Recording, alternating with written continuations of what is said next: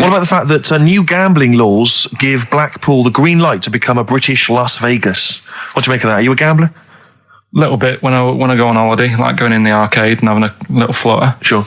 What's your favourite? I have a go on the fruit machines. Yeah. There's a good one called The Simpsons. Right. Is that your favourite? Yeah, it's quite good. Is that a tie-in with the TV show The Simpsons? Yeah. Okay. Will he make Blackpool the next Vegas? I don't think so. No, nor Can't do see I. it happening. No. You been to Blackpool? Yeah. What was it? Was it anything? It's a bit rank. Is it? It is a bit rough. Okay. Needs a lot of work doing on it. Yeah. No, that won't happen. Okay. And you're not worried about this encouraging gambling, generally? Gambling's not a vice you're concerned about? If you're a gambler, you're a gambler. Do you know what I mean? If Blackpool isn't done up, they'll go somewhere else to have a flutter. Sure. So it's not going to make any difference. Okay. No. Okay, jolly good. What do you make of the So Solid crew's Ashley Walters being jailed for 18 months? Obviously not a very good example to his young fans. He should have got more. Do you think? I had a dream about him the other night. Go on. About the group itself. Okay. I had a dream that... Were they all there? Because there's a lot of them. all of them. I couldn't remember all their faces to feature in a dream. I had a T-shirt on. He had etc. Exactly, yeah. He had etc. Yeah. I had a T-shirt on. You had a T-shirt on? Yeah, and it said on my T-shirt, So Solid Poo. And I was walking down the street and they came towards me. And they were just about to beat me That's up. a great dream. That's amazing. That's an amazing I love that. dream. We've For all a had 30-year-old. We've all had that anxiety dream. Oh my goodness! What if I meet the So Solid crew and I'm wearing a God. T-shirt that slags them off? Oh, I don't believe it. Yeah, yeah. So what happened? Did you get beaten up in the It was dream? one of them where I woke up. Do you know I've been telling you that I keep getting them things where you feel like you're falling? Oh, yeah. It was the same sort of thing. It's But you know I'm not a real psychiatrist, don't you? You should, you know No, what I but mean? you do know a lot about a lot. Yeah, I do. Thanks very much. And, if I'm at home talking to Suzanne about something and I don't know the answer, I think, right, I'll ask Ricky that one Yeah. see him. Yeah. Thanks. But you know that, I think you might have mentioned before that apparently if you die in a dream, it means that you're dying in real life. Yeah, well, that's it. If you don't... But apparently if you get beaten up by the So Solid crew in a dream, it means you're being beaten up by them in real life. Yeah, that is true. So you probably woke up a lot and of people plumbing have your been face. Yeah. Terrifying. Absolutely terrifying. So, yeah, lock him up for longer.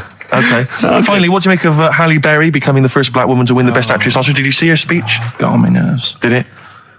I mean, it is good that she won. It's nice for anyone to win an award. Yeah. But she did go on a bit.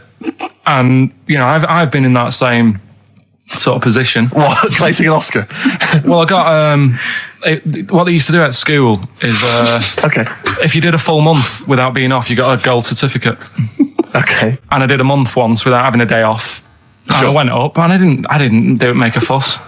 You didn't start crying. Got a play record, mate.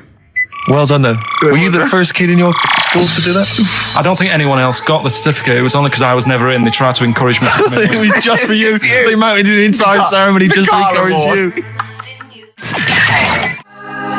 Wise words there from Bella Sebastian on XFM 104.9. I'm Ricky Gervais, with me Steve Merchant. Hi, Steve. Well, I mean, it is indeed wise words, Rick. I'm worried that people are going to get out of the office now and into the sunshine, not be listening to the show. There's always the transistor radio. That's true enough. If you're thinking of heading down to the park, take it along. It is time. Keep it low, though. Don't want to irritate other people. No, I know, yeah. And if you do want to irritate him, spit on him, it's better. Exactly. And kick them and throw little rocks. Exactly. With me, Karl Pilkington. We're into this way into the second month of the education of Karl. As you know, Karl got 1 GCSE in history and E, and we've been cramming, haven't we? Oh, Rick, before you mention that, can I just say something? Obviously, we always do this thing with The Sun, White Van Man, where we read this thing out from The Sun and query Karl. And I was out with some friends last night, and my friend Dan always listens to the show, and he said, Karl, I love the bit when you answer the questions in the Sun. Why do you ever know what the questions are before they're asked, or is that your first answer? And Karl said, no, that is it. They don't let me see what the questions are first. They don't show them to me, and I always get really anxious and get really paranoid. And I was just wondering, have you seen the error there, Karl? Have you seen the mistake you've been making? Right? You're worried that you didn't get the questions beforehand, right? What? How could you maybe combat that, do you think? How could you combat that if you're really nervous? Maybe you wanted to sort of have some views or ideas beforehand. It's your error, isn't it? Do you know what I mean? It's your show. If you want to take a chance with me. No. The point is this: that if you're really worried about it, how could you get hold of those questions in advance? Is there any way you could get hold of those questions in advance? Yeah, but is it always in today's? Is it always in Saturdays? Yes. So they don't do that every day of the week? They do, but I always take it from this Saturdays. Right, well, yeah, I could, but that would cost me money. I'm not on enough as it is working here on a Saturday. Okay. How much is the sun? 30p. Yeah, well. You're not made of money. I understand. Yeah. Actually, it's 40p on a Saturday. I don't know what I was thinking. Well, it's time. Well, Go on. that time, isn't it? Yeah. Play the jingle. Yeah. White van man, Carl. Brilliant. Recorded at great expense, that jingle. Yeah. This is where we just hijack an idea from The Sun, which is White Van Man, where The Sun asks, in this instance, a cabbie by the look of it. Oh no, a fruit and veg shop owner. Ours is slightly different because the Sun sort of like pick on a perfectly normal member of the public. Exactly. So that's where we've got the upper twist. hand. Yeah. And they ask him about the the hot potatoes. This week, Carl, my first question to you, well, your thoughts, please, on the criticism of the BBC over their coverage of the Queen Mum's death.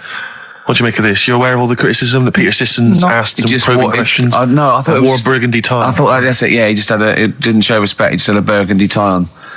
See, that's not really not showing respect, is it? No, it's not. You know, you show your respect by sort of doing the news on it, giving her a bit of coverage and showing, Bit of publicity. what a good woman she was or whatever. Yeah. And then you move on to sport news or whatever. Do you know what I mean? Yeah. I totally agree. I don't like the way everything's morbid. I was thinking about it.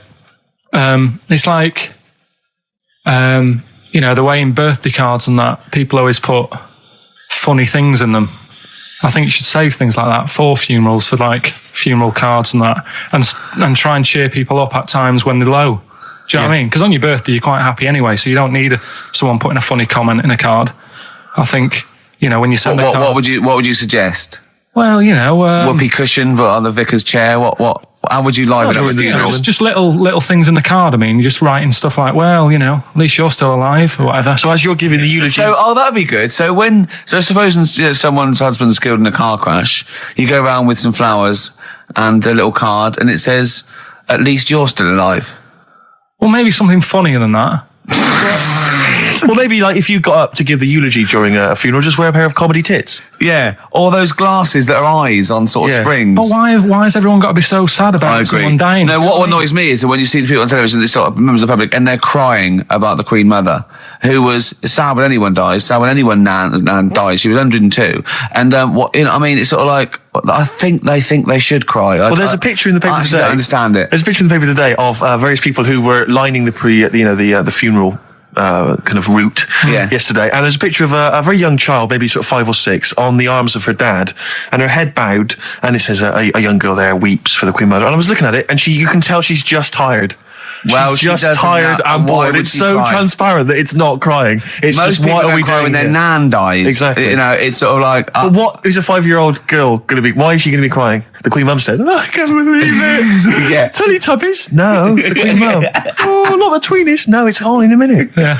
It's like... Oh, dear. I mean, I know. I'm sure, I don't know much about her. I don't know if she was a great woman. And obviously, it's always sad when someone dies. But it's like... It's interesting that there was a lot of tourists in that long line of people that are now queuing for hours upon hours to see her dying in state. Because it's clearly just people who want to be a part of history. Must be gutting if you're over from Sweden and you find out that the Queen Mum's died. Oh, you must be devastated. You probably don't want to carry on with your visit. Exactly. Really. Okay, listen, Carl. I think we've covered that. What do you make of what do you make of the first genetically modified baby? Oh.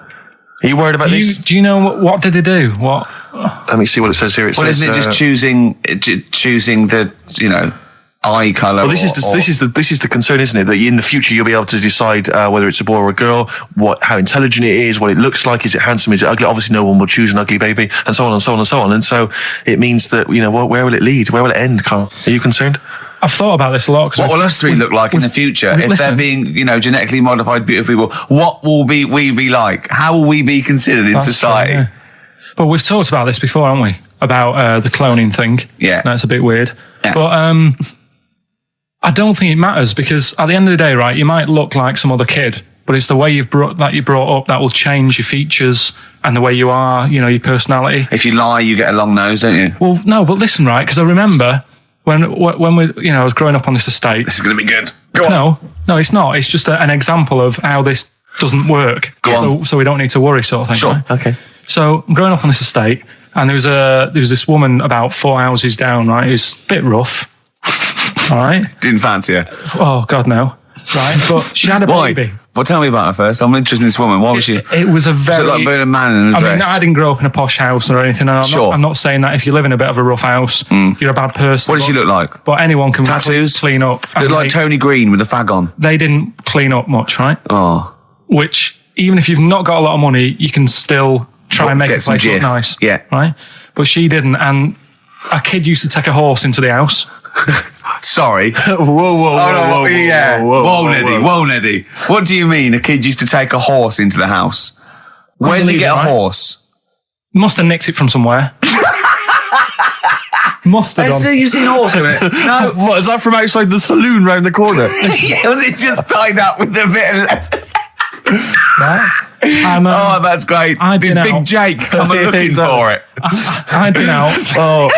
So let me get this. This was before the lynching stopped or after?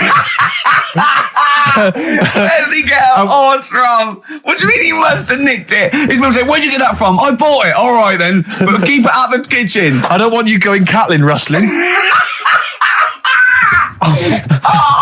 Where did he get a horse from, Carl? And how long did he have it for? Was he leading it or riding it? Mum, open the door. I can't stop. I can't stop it. Open the patio door as well. Looks like we got us a runaway.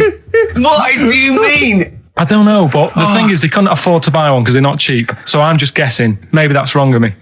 But I think... He had a horse? Yeah, right. So that's why the family didn't have any money. They'd spend it on the horse. No, I don't think, that's what I'm saying. I don't think they would have bought it. So anyway... Yeah, it's wise to whisper, Carl, in case they're listening. Yeah. And they could be in the room next door. It's not buying it, it's keeping it as well. Oh, so I was like in the car with my dad coming into the avenue, and you used to have to drive down it to turn round and you know, sort of go back to our house. You had the traditional method of transport. Yeah. And the horse was in the lounge. Reading a paper. Just like walking around. Oh God! What? And when I was doing, I tried to earn myself some money once by flogging little flowers in plastic cups. What? This is genius. It just keeps coming. What do you mean you're trying to flog little flowers? What do you mean? Wait. Let's play a record. Let's play a record and come back to this, because it's always going to just unravel and unravel. It's going to go for hours. Let's play a track, deeper Carl. and deeper. It's like an onion, isn't it? We've created a whole world here where there's a man living with a horse. Just walking around the lounge. I come from the West Country. I've never heard anything like that. I just think of a big sort of like orange carpet, and it's got a rediffusion telly, and this horse going, I'm fed up in here. Exactly. This is really... I am not taking the rubbish out again. Yeah. Right, play a record. Let's have Velvet Underground. We've got that lined up. Oh, yeah, the classic from the first album. I'm waiting for the man. Let's come back to the horse in a second. Little flowers in pots. What do you mean? Well, that bootleg's going under the name of Nothing, Miss Jackson, I think, by Meats and Poultry. So there you go. I do love these bootleg things because they're so pointless, but they're so enjoyable. Yeah, it's great. It's fun to do. Yeah, exactly. They're really good fun. Great. But not as much fun as White Van Carl. White Van Carl, absolutely. Do you want to explain the premise? Well, we take the Sun, ask someone else, and ask Carl. It's as simple as that. The Sun have just taken a normal person. We flipped it. We're going to ask Carl the same questions about the week's news. Yeah, just basically your opinions, Carl, as ever. What do you make of, well, obviously the big news, David Beckham's broken foot? Is this a big concern for you? No, I mean, it's sad. You know, it's sadder for him more than anyone, because, you know, to like be in the World Cup is like the main thing for him, isn't it? Yeah. But he's still a young lad, and I don't think he'll give up. I reckon he'll still turn up. He'll be all right. And yeah, good luck to the lad. You know, I like David. I'm not going to slag him off. Voice words. Yeah. He says that like he knows him, like he's popping round for drinks later. Yeah, like we tried to stitch you up. Go on. But obviously yesterday, was it yesterday? I think maybe Thursday. The Sun printed a big picture of David's foot and encouraged everyone to touch it at midday, because hoping that this would somehow, if we all thought and prayed together, somehow that would help his foot heal. Do you believe in that? No. Any belief in that? No, you're going down the old like Yoragella route, aren't you? Sure. And it's stupid. Yeah. I'm sure. I mean, it's nice effort and everything. It sort of cheers everyone up. Hold on. You believe in ghosts and warlocks and licking toads. Why is that any more stupid than all those things? It's not going to work, is it? All right. Fine. It's rubbish. Okay. Okay, what about this then? There's apparently now available £1.5 million apartments available on an exclusive ship which sails around the world. Yeah, it's like What do you make of that? it's a huge thing, and you live on it, and it's. I mean, in theory, How big is it? it's mental. Do you know it's when- like huge a luxury town liner. centre. Do you know how like people said that the Titanic was the biggest ship? Was that only then? They've got Yes. bigger ones now, haven't they? Yeah, A lot bigger. oil tankers are much bigger, and yeah, No, but actual liners are bigger. Yeah. It was the biggest then. Yeah. Because my mum told me that there was one that was that big that it had like rough areas on it.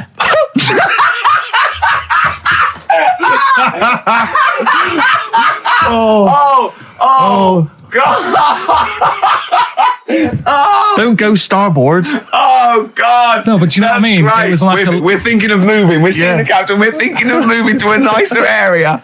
Oh Yeah. I've heard they're very rough in aft. Oh God! Oh, that's They steal your fantastic. tyres. A ship's so big there was rough areas. Oh, how big is this one that you're talking about? Well, I don't know. It doesn't give me the specifications here, but they're huge. They're huge. In theory, I mean, it's that thing with it's obviously marketing, but they're going to solve the overpopulation crisis, where soon we'll all just be floating around the sea. Yeah, But yeah, I can see that because I mean, think about it, right? I've been talking to Ricky about it. I was hoping to buy somewhere in London, but there is no way in this world that I can afford it, right? And you look at all the wasted space, like with the Thames. All it's doing is like collecting crisp packets and stuff and Coke cans, and people have to clean it up. Whereas if you got a load of boats on there, yeah, problem perfect. solved. Yeah. Would you live on a problem boat? solved. What's his name did it, didn't he? What's that programme? Is it Bergerac? Noah. Oh, Bergerac. There was one where he lived on a boat. I think it's quite. That was Nine a or shoestring. something? Yeah, I'd give it a go anyway. Noah. I'd like to see you living in the air, maybe in a giant hot air balloon. Yeah, all right. But no, the boat thing, because it is going to get bad as well, isn't it? They're saying that the water's melting or whatever. The water's melting. The ice is melting. Yeah. And there's going to be more polar ice. water and less land. So in Yeah. the future, it's probably going to be the way we're going to be living, isn't it? Have you seen that film Waterworld? Nah, I don't fancy it. Because Is that what happens? that sort of predicts that. Yeah. What, are they saying that the ice thing is going to melt? Exactly. Yeah. But at the same time, I was thinking about this a couple of weeks ago. If you get, I think I read that like a big chunk of ice fell off one of the ice, what do you call them? Caps. Ice caps. Something like that. I think they said it's the size of the Empire State Building or something. Right. It snapped off and went into the water and it's melted. And they said, oh, it's bad news, that something that size is melting. But the way I look at it, if something that size falls into the water, it's like a big ice cube and it's going to freeze it up again. Are you with me? Not really, Carl. Go on. Right, you get a giant ice cube, the size of the Empire State Building, Yeah. stick it in the water, it's going to make it's going to stick back on again, isn't it?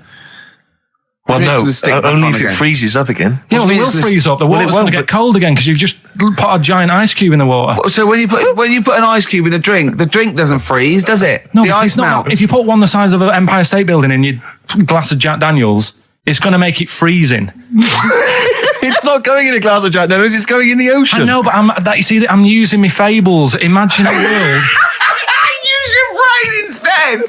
Imagine the world. Imagine the sea, Yeah. like the Arctic or whatever, as Yeah. a glass of Jack Daniels. Okay. A big ice cube falls into it. Yeah. It freezes. It melts back on again. So we're all right. I don't know why everyone's worrying. Thank God for that. I was getting panicked. Oh, fine. Do you understand what I'm saying? Yeah, no, you're right. Yeah, that will happen.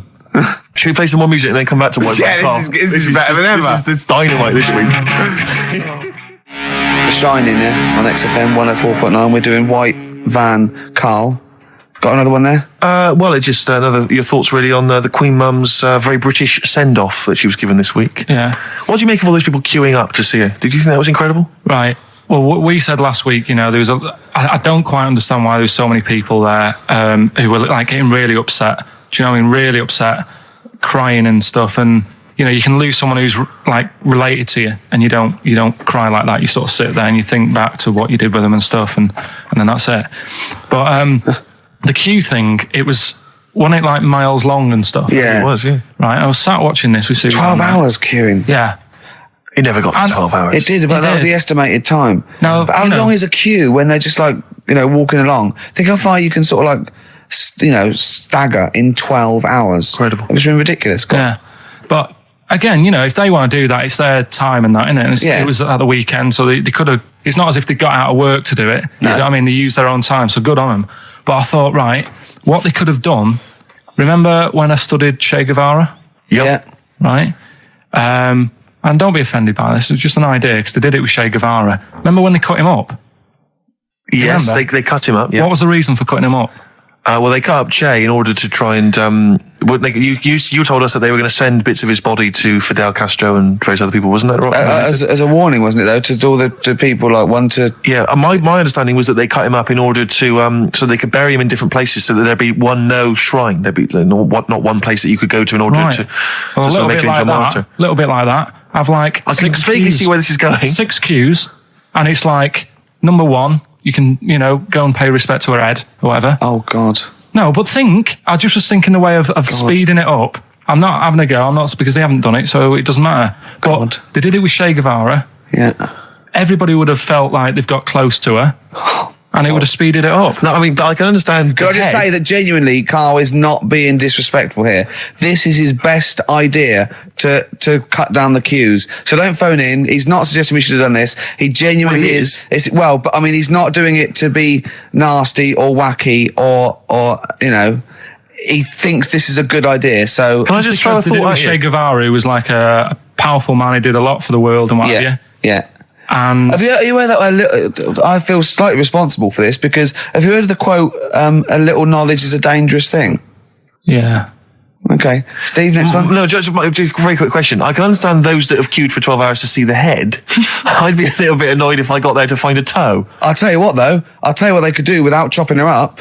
They could put about 9 queues. Each could see each hip she had. That's true enough. Because she's had about 9 of them. Yeah. So it'd just be, if you want to see the whole body, it's a 12-hour queue. If you just want to see a couple of the hips. Here's another suggestion for you, I just thought, right? What?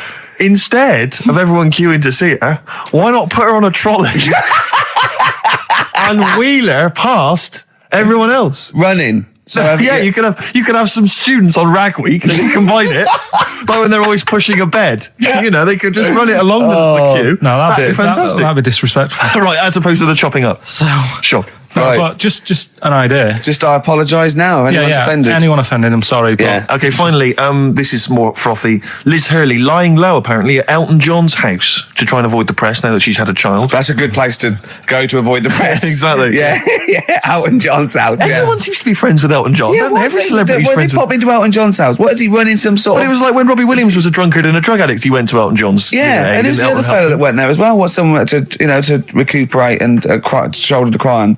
Is he giving out false passports? I don't know if people have seen his history. He's not the man of, I know he's cleaned himself up now, but, maybe that's it. Maybe he's got this kind of insight into how to deal with celebrity. Yeah. What do you think? I think it's just genuine mates with him. I think he's just like a friendly bloke. I think she's been doing too much lying low in the first place. That's part of the problem, isn't it? High five, Karl. That was a genuine joke from Karl there. And he's so proud of himself. Look at his little face. Too much lying low. Oh, that was my but man, I agree Karl. with you. Why can't she just go around to her mum and dad's or something rather than Elton John where everyone's looking? Yeah. Yeah. That's the point, isn't it? Yeah. So that was good, yeah. Very good. Yeah. Right, what music we got? We got Bit of Flaming Lips. Flaming Lips, excellent. There's the classic Race for the Prize. Should have been a big hit, never was, sadly. Okay, we just do White Van Karl then. This is your opinions. You can't be wrong on this, can you? There's no right or wrong answer here. Okay. Right. But this is where we ask Karl his views on the big news stories of the week. Basically, we've stolen an idea from the Sun newspaper, and So this isn't cruel, this programme, is it? I don't think so. Picking on me. It's not, is it? It's weird because a few people have said, "Oh, you're picking on me." It depends how you look at things, isn't Sure. it? Yeah. But you do like it. We could look at it like it's a laugh, so it's not a problem for us. We like you. You're our favourite. Yeah. I'm going to say thing in the world, but I don't mean that, in a derogatory way. No, I'm cool with it. Yeah? Yeah. Right. Okay. So your views, please, on the fact that attitudes are changing to the possible marriage of Charles and Camilla. Oh, what do you think of that? The roars at the moment, because the recent tragedies are apparently high in the polls, and people are coming around to the idea of Charles and Camilla getting hitched. What's your thought? Whatever, really. I mean, if they're happy with it. The thing that comes out of it most is it just goes to show, right, that there is someone for everyone. Just because, I mean, no disrespect to Camilla, I'm not a good-looking person either, but she isn't a stunner, and yet she's gone and picked up a royal. Right? Yeah. So I think it's good for things like that to happen because it cheers you up. Do you know what I mean? Gives you a bit of hope. Thanks, Carl. So yeah, it's good. You know, if they're happy, if anyone's happy, it's a good story, isn't it? Yeah. You know what I mean? Yeah. You know, he's had a bit of bad luck, and now he's got someone else in his life. So While he's doing this, I'm just doing a list of questions to ask him what he thinks of things in the world. Is that all right? Yeah, no problem. No problem. Okay, what do you make of... Well, now listen, this may be a non-story, or it may be the biggest story that's about to break. Ulrika Johnson and Sven-Goran Eriksson's affair. Are you familiar with this? It's over the papers today. Apparently, Ulrika and Sven are going out, although there appears to be no evidence for this. yeah, I don't even give it time of day. Do you not? Quite right. Well done. Doesn't affect me whatsoever as long as he does his job well. Yep. And what's she doing at the moment? Presenting Dog Eat Dog, I think. Right, you know. As long as she does her job well. As long as they both do their jobs well. Well, yeah, at the end of the day, Yeah. that's going on with a lot of people out in the world, isn't it? Do you know what I mean? Just because he's an England boss, as long as, you know, we win the games and that, he's doing his job. If she's, you know, gets a dog winning a prize or whatever. No. Okay. It's not worth it. Go on. Do you know what I mean? Yeah. So, Dog winning a prize. I haven't seen Dog Eat Dog. What's it Okay. about? It's all right. Right, Go on. so that's it. Yeah, it doesn't matter. Okay, what about this then? Are you disappointed by the nation that a third of us are apparently unaware of St. George's Day? 23rd. Is St. George's Day the one with the snakes that we've talked about? No, that's... Are you one of that third, do you think? St. George is the patron saint of England who killed the dragon. Yeah, I mean, there's too many of these days, isn't there? That's the problem. If you make it a bit more special, like Christmas, so you buy presents and that for each other, then people will remember it. But there's so many of these days with Easter and Pancake Tuesday and all that. So it's not surprising. I think as time goes on, we'll find that a lot of these days will just disappear because, you know, people are busy. There'll be new ones, won't there? I don't know. People There'll be like busy. Gareth Gates Day in 50 years' time. It's just weird. I mean, I remember being a kid, right? Going out on a Sunday and shops would be shut because it was like, you know, the day of rest and all that. People don't care now. It's like, well, we can make some more money. We'll open the shops. Yeah. Do you know what I mean? It's Is that a all good or a about- bad thing, Carl? It's good because I remember I used to have to get up early to go and get some bread if we didn't have any in. Because the shop would only be open for a couple of hours in the morning. Yeah. Whereas now I'd be able to... Yeah, I lie remember in. that. I remember that. Shops and you couldn't get aspirin and stuff, Exactly. certain It'd be a things. nightmare on a Sunday afternoon. Yeah. So- that's right. Yeah, and pubs didn't open till 12. Do you remember space operas? Yeah. Shut up. Can I ask you something? Go on. Okay, I've got a little list of things. What do you think of like those pug dogs that are bred and they can hardly breathe? Evil. Yeah. What do you think of gays? They're all right. Do you know what I mean? Just like straight people, you get bad ones, you get good ones. Exactly. Right? We've learned a lesson today, haven't we? Absolutely. Let's play a record. Yeah? What do you fancy? A bit of Radiohead? Yeah. You don't mind, though, if people think we're gay, for instance, when we go to the BAFTAs No, tomorrow? that's terrible. I don't want that happening. Why? Hey? Why? Because I'm not. That'd be a lie. I don't like lying. If I was, I'd say I was gay, Yeah. but I'm not. We'll say you were, just pretend. We won't get in otherwise. No. Just a little kiss and a cuddle. Say I'm a bit gay. No. I'm not gay. Right. White Van Carl. Carl. It's you, White Van Carl. Yeah, this is where we steal the White Van Man column from The Sun and basically fire those questions at Carl, getting his opinions on the week's news. Okay, Carl, let me see. Okay, what do you make of this? The average woman, apparently, takes 27 minutes to get ready to go out. Did you know that? Is it? Are they saying that's a good thing or? No, they're saying that the bare minimum it takes. No, this is what they surely. said. No. But I remember reading. I'm sure they said that it takes them 27 minutes to get ready to go out at the very least. I I mean, think. it's not that bad if it's for a night out. It's that. I mean, 30 minutes is all right. If it's but, going to get to 20 woodbines. But yeah, or you know, if the house is on fire and it's like quick, Yeah. get ready and get out. I don't think it's in a fire, no. I think, yeah, go on. I think 20. That's 27 minutes. how long do you I think? take about 27 I minutes. can take up to that. But do they include the getting up, having a bath?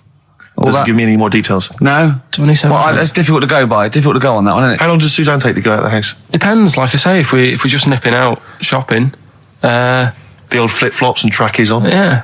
But if you're going out for the night, it takes a bit longer, doesn't it? Yeah. Yeah, you got a wire in the track is. yeah. Okay. Okay. No, really don't know what the ins and outs of this story are. Is Van Goren Eriksson sticking with Nancy rather than Ulrika? Was his wife and not his girlfriend? Yeah, I don't know if this story's true. No one seems to have offered any evidence for it. Anyway, everyone remained silent. It's rubbish. And okay, what do you make of this? David Beckham apparently was driving despite having an injured foot, and just further threatening his World Cup chances. And obviously, you're a big football fan. Well, I'm not that big. I like the odd game. Sure. Would that hurt him? Would that hurt his foot? It can't be good. Is it in a plaster? It's not Well, a big cast. Sure, it's better to drive than it is to walk on it.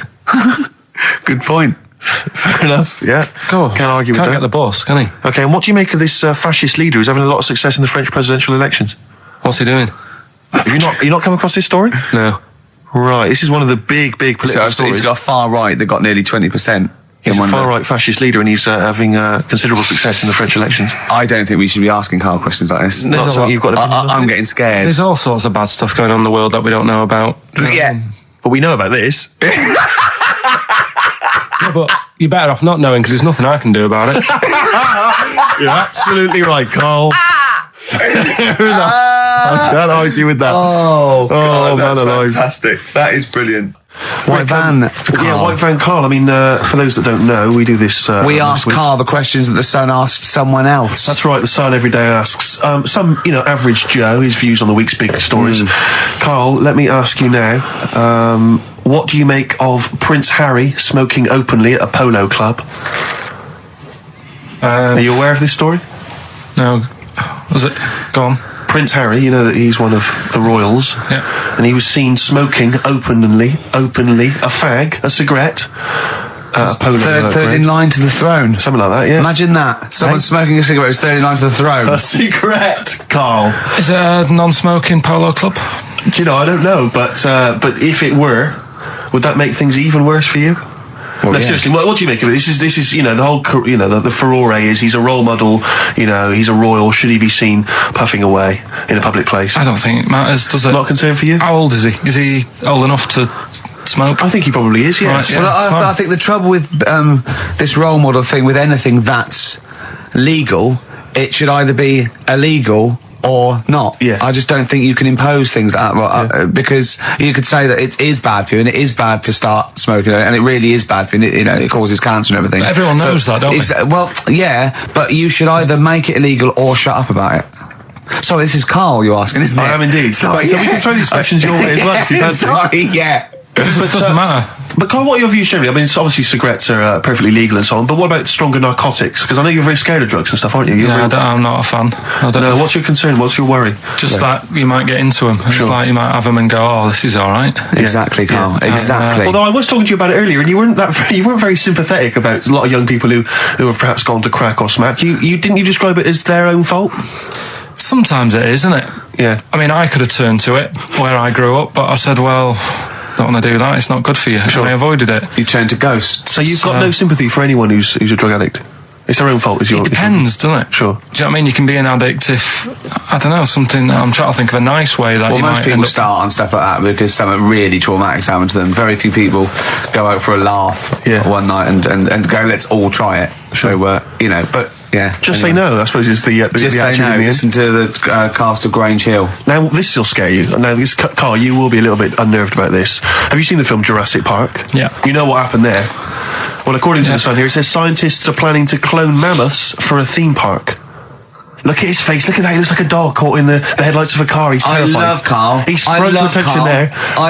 Is that the best news you could have? Man moths.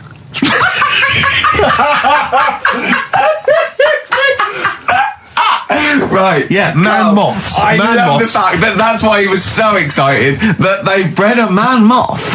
What is this? Yeah, it's a human being that hides in your wardrobe and eats an entire jacket in a day. Yeah. What do you mean, man moths? Mammoths. Mammoth, the big hairy Have you heard cow of a from the mammoth? Ice Age. I mean, Right. elephant. You're not so excited about that, then? You can take or leave bringing back mammoths to life, but a man moth... A man moth is a different matter. Oh. if we'd have never brought that up, he'd have gone and told someone now, they've bred an half man, half moth. This is how things start. This is what we mean when you hear these ghost stories. Are you slightly deaf? Is that it? When you hear these stories, you're slightly deaf, and his head was in the basket, and he went, count how many times I blink. Is it... Carl, is English your first language? Are you actually foreign? Is that the thing? Yeah. Should we speak when we say slower? foreign, we mean not of this planet. Yeah. Should we speak slower? Would that be a help to you? No, go on. Next what do you make of that? Do you think that's good? Would you like to bring back mammoths? Prehistoric animals. These giant elephants. They're slow, aren't they? It's not as if they're going to like get out and run fast and they can't capture them. They'd probably be a fence, to be honest, Carl. They'd probably be a fence. No, but you're asking it as if like, it could all go wrong, but it couldn't, could it? Well, really? but the point was about Jurassic Park is they thought it wouldn't go wrong. They thought they had it all under control. Have you learned nothing from Jurassic Park, Carl? Dinosaurs would say, think about it before you do it. But with a hairy elephant, it's not going to... Not a concern for you. Would you go along to see him? Would you be interested in that? If it was in the area. He's great, isn't he? I'd love a queue. Nothing right? impresses No, him. but what I'd like to do is Carl sitting like Yoda in a little cave, and I'd just like to see people like Tony Blair and Stephen Hawking in a queue, and they go and say, "Carl, got a bit of a problem." And thinking of cloning a man and a moth. Problem? Not an issue. No, if I'm in the area, I might cruise around and have a look at it. Otherwise, just don't send it near my clothes. Oh, that's fantastic. So it's just for a second. As the words "man moth" came into your head, how excited were you? I mean, were you both terrified and excited? For the moment when you thought that they cloned a man and a moth? I pictured... what kind of face did he have? Did he have the moth's head, or was it a man's head? Just a little man head. Right, what was his face? What did it look like? He was like a bit shocked. Perplexed, yeah. It was like he'd been grafted onto the body of a moth without his consent. And when he was asleep, he'd woken up. He just went in to have a goiter removed, and they said, "We've replaced your goiter with the body of a giant moth." Yeah, is that all right, Mr. Jenkins? So he had the head of a little. Was it a little boy or a man? Little man. Right. Okay. And he's just bumping into a lamp. Just bumping into a lamp. If you went into hospital and they'd done something, what's the worst thing they could do, right? What would you rather have done, right? You wake up and you've got lobster claws for hands. Right. You wake up and you've got duck's feet. Or you wake up and you've got one horn coming out of your head. The worst thing? Yeah. Probably the horn coming out of my head. Why? Get in the way. That'd be useful, wouldn't it, in fights and stuff? And for like parties, people would play I suppose the lobster claws would also be quite handy there. Definitely. That's all right. So have you got a competition that you can regale us with, Claire? Because obviously Carl provides a lot on this show. Hold on. We could do White Van Claire. White Van Claire? Yeah. Are you familiar with this? We ask you questions, topical questions, just getting your opinion really on the week's news. Okay, yeah. It's on the spot. If you look forward to that. But I'm a little bit, A little bit simple? That's fine. Just a little bit, What? I always sit on the fence. Oh, right. Well, don't sit on the fence. You see, the worst thing there was she was saying I'm a little bit like, liberal or undecided, and you went simple. Yeah. You assumed. I didn't know. I thought I'm a little bit, coked up? I don't know. Who knows? It's Sturgis. Anything could be possible. But the other thing is with Carl, we didn't know how good value Carl was until we asked him sort of intelligent questions. True enough, yeah. Because he looks quite intelligent. Well, this is it. I mean, the thing with you, Claire, is I don't think we've probed you enough. We don't know what your views are on a lot of things. Enough, actually, but we don't know what your views are. This is what I'm saying. We don't know where you stand. I mean, don't sit on the fence. This is the new Claire Sturgis. Okay. Yeah. Okay. All right. We're going to delve deep, find a personality in there, Claire. Let's go back to the old days. How about a bit of the Smiths? That was beautiful, Rick. Listen, we haven't done it for a while. White Van Man. I thought there's some interesting questions raised today, and I think it might be nice to throw them Carl's I think we set Carl up again in the last hour as a person that people want to know his opinions on the world. If you're not familiar with it, on Saturdays, the Sun newspaper asks a typical white van driver questions his opinions on the week's news, and we thought we'd throw these in the direction of Carl. And then what do you make of this teenage thug, Carl, Mickey Carroll, who spent 4 months in jail and he's won 9.7 million on the lottery? Is that justice when you think of all the good people that are going hungry? And there's a lad there and he's won. Did he buy the ticket before he went in? No, I think he bought it once he'd come out. So he's done his time. He's done his time. fair enough then. He's been punished. Yeah. Right? He's bought a ticket. He's had a lot of bad luck. Mm-hmm. Now he's having a bit of good luck. Right, next one. Are you concerned that now he's got all that money, he could turn into like a sort of mastermind villain? You know, like a James Bond style villain? He's got a criminal streak, we know that. Is that a concern for you? I mean, Well, we imagine don't. that he could build some kind we of don't- underwater We fortress. don't, with my lawyer's hat on, we don't know that. Yeah, well.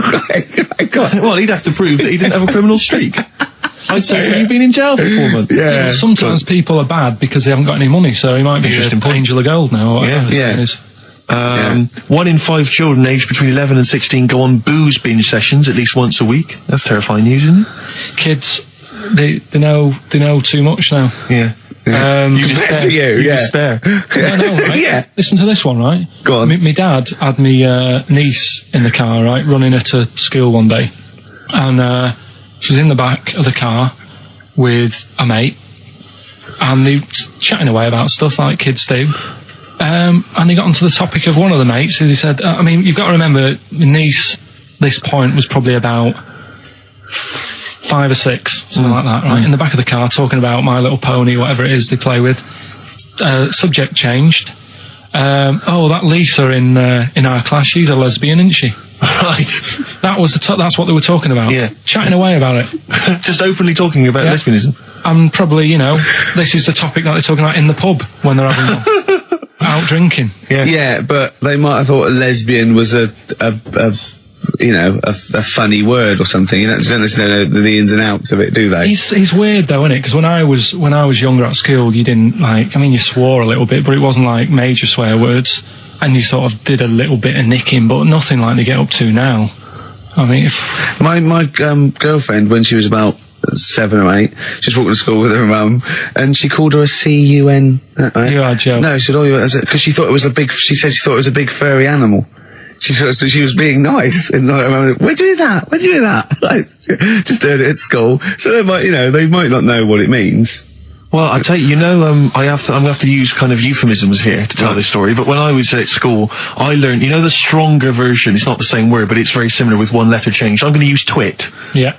You know the word I'm thinking of. Yeah. But I'm going to use the word twit to replace it, right? And I went round. Do you think that's twat? Yeah, All right. that's what I'm thinking of. And so can I say it? Am I allowed to say it? No, it's weird though, because No, hang on, some people from Cornwall use that like saying twit. So if people listen in Cornwall, Do you know what? A twit is a pregnant goldfish. well, Well, I learned the stronger version of twit. Yeah. Twat. For those that aren't sure. I learned this in school when I was like 10 or whatever, and I didn't know what it meant. I thought it was just a stronger version of twit. Yeah. I thought it was just if you were really annoyed with someone because they were a real twit. Because A is worse than I. Exactly, apparently. So, Carl would be a Yeah. twit. And so I started using this at home because I didn't realise what it meant. I started using this at home. Oh, you twit, you're a twit. And saying it to my dad, you're a twit. But not saying twit. Yeah. And my dad didn't know what it meant either. That's great. I couldn't believe. So he started using it as well, right? So then we'd be driving in the car. He'd be saying to my mum, "You stupid, say this to my mum, you don't pull over, you're going to bum it, you twat." Saying this. Then I learned at school from Mark Johnson what it really meant. Yeah. Stopped using it, obviously finding out it was quite an offensive word. Yeah. I didn't want to bring it up to my dad. I didn't want to sit my dad down and say, "Dad, you know that word we've been saying? Yeah. You know what it means?" So now, to this day, I've never brought it up with him. So we'll be driving, I go home for Christmas, we'll be driving around, he'll be calling my mum that word. Left, right and centre. I think she knows. I think she's just embarrassed. Or she's just upset and she knows what it means. She goes, "Why does he keep calling me this terrible word?" But he's the only one, I think, in our family who doesn't know what it means. No one's got the guts to say. I don't know whether I should tell him this Christmas. What a twat. I know.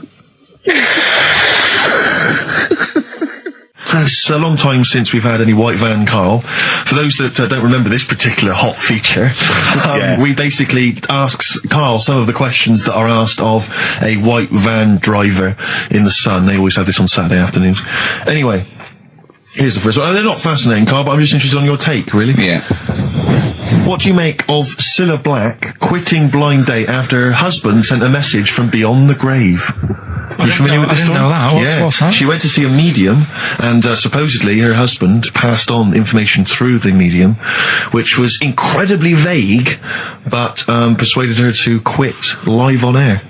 Well, it's about time, isn't it? If even dead people are saying... Enough's enough. But I'll tell you what though, talking about ghosts and that, do you know how I'm into them? Yeah. Right? How weird do you think this is, right? Well, it's not true. Before you say it, play a record. No, go on. Go on. Right, it's this woman. I don't even know if it's ghost really, it's just a bit weird. Sure. Yeah, sure. There's this woman, Yeah. and she's not a woman, she's a kid. Sure. Okay. She's walking down like a street in her area, it's a nice day and everything's normal. She's walking down, and a woman comes up, cycling past, right? The woman on the bike looks at the kid, absolutely terrified, right? Got a really scary face on her. Yeah. The kid's thinking, why is she doing that? Yeah. Right? So anyway, she thinks nothing of it, goes, I think she was playing in the park or whatever, goes and has a nice day. About 15 years later... Oh, right, yeah. I think she was going to work, right, on a bike. She was riding her own bike. Riding her own bike, cycling down the road. Oh, yeah. Looks at the kid. That's the thing that happened, like, 15, 20 years ago. Right. It's her on the bike looking at her as a kid. Right. Not another child. No. So it's her. She's seen herself. Carl? I mean, I don't know where to start. Firstly, where's this information come from? But I mean, why do you ever? I mean, I don't know what part of that you think can be true. I don't. I mean, honest. I'm speechless. I don't know what to say. What are you talking about? Bit weird, though, isn't it? But it's not true. It didn't happen. Nothing happened like that. She said it did. Well, then she's wrong. She said she saw herself. She saw herself as a kid, didn't she? Did she carry on riding and as an adult when she was a kid. Did she stop and talk to herself, or did she ride on by and think that's a bit weird? There's me as an 8-year-old. I won't stop. I'll be late for work. yeah. If I'm late again, the boss said he'd be in trouble. Yeah. Well, And where is this information? Did it happen to someone you know? No. You overheard it on the bus? No, it was in the 14 Times. Oh, right. Well, that's the answer. Good. We've got to the bottom of that. Right, good. Brilliant. Now, what do you make of David Blunkett accusing gangster rappers of making kids believe guns are cool? It's a hot topic there, Carl, and I imagine you've got some strong opinions. He's saying what? He is saying, basically, that all this rap music is advocating gun use and violence against people, and he's very worried about it. Nah. Okay. All right. Next one. Have you thought about going into politics? Because I'll tell you this, they wouldn't be able to argue with you, really, in the Houses of Parliament. Where would they start? Yeah. My fellow is an idiot. No, but violence has always been about, isn't it? Like cowboys and Indians, they didn't have PlayStations and Tupac then, and there was still violence. What do you mean? In the Wild West? Yeah. Do you know what I mean? So you can't really blame it on stuff. It'll always happen. That's the world, and it's made up of different types and that. Again, he's right. Again, he's sort of right in a way, in his innocence, in his buffoonery. I didn't hear what he said. He just said there's always been violence. You know what I mean? It's sort Even, of like, dinosaurs, look at them. They cause a lot and of then he trouble. went too far and made himself sound like a fool again. But I'm just saying, it's always happened, it always will. Yeah. Don't try and change it. Yeah, just chill out is what you're saying. Do you know what we should do? We should all get on our bike, go and find ourselves when we're little, and go, be careful what you do in life. We've had a lot of emails saying, could you bring back White Van Karl? Oh, yeah. Which is that section of the show where we ask the questions that the Sun asks Someone various else. random punters of Karl. But sadly, recently, they've got very politicised and very kind of, basically a little bit depressing. So there's not really anything appropriate. But I have trawled the papers looking for other questions posed in other sections of the Sun. Good idea. I was just looking here at the Dear Deirdre section, which is the sort of problem page. I don't know what your views are on this. I'd love to see Karl. Oh, God, can we get him a job? Just ask. Oh, my God, that would be amazing. Right? Well, here's one. I'd like to see your view on this, Karl. I'm a happily married 42-year-old woman with 4 kids, yet I've developed a huge crush on pop star Darius Dinesh. Yeah. It sent my hormone levels through the roof, and last night I woke my husband up at 4 a.m. for sex.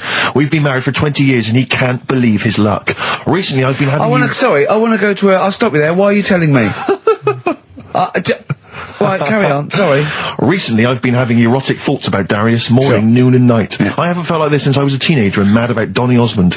My husband is amazed at the change in me. We had sex twice last night and again this morning. Again, why are you telling me this? Yeah, go on. He's just boasting. This is not a problem. It's not a problem. What's the problem? No problem, just wanted to tell someone. Thanks very much. I watched Darius on TV last night, and when my husband came home, I dragged him into the kitchen and we made mad, passionate love. Right, they did it then, twice last night, once this morning. That's 4 times. Five times she's mentioned it so far. Yeah. She's doing alright. My husband, this is a great bit. My husband thinks it might be his new moustache.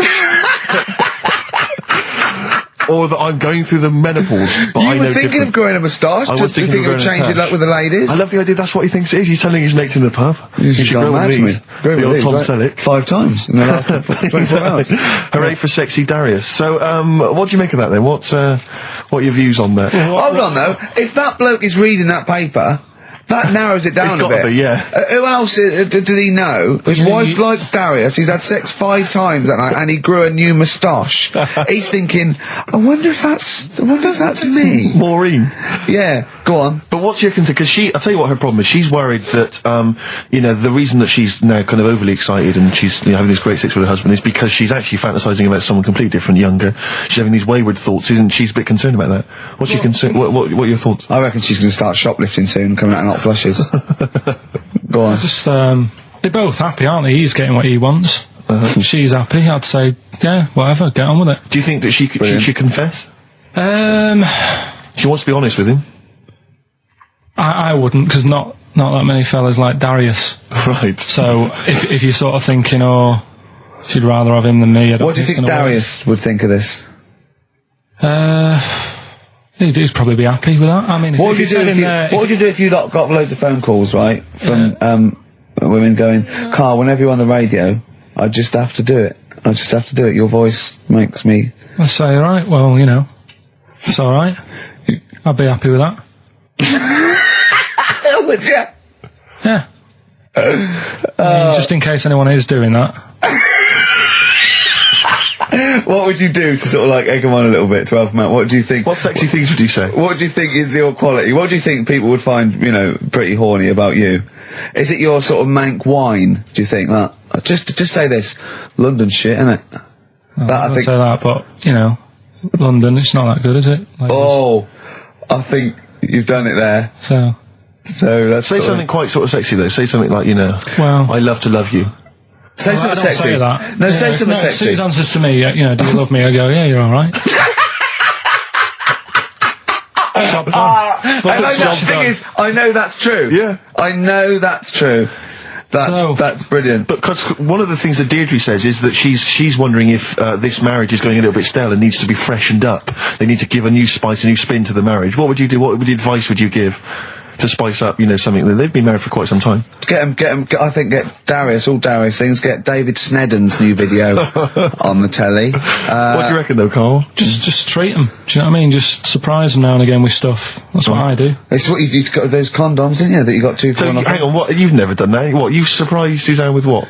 I've like, You stood behind a door and shouted at her when she comes in. Don't drop the jelly!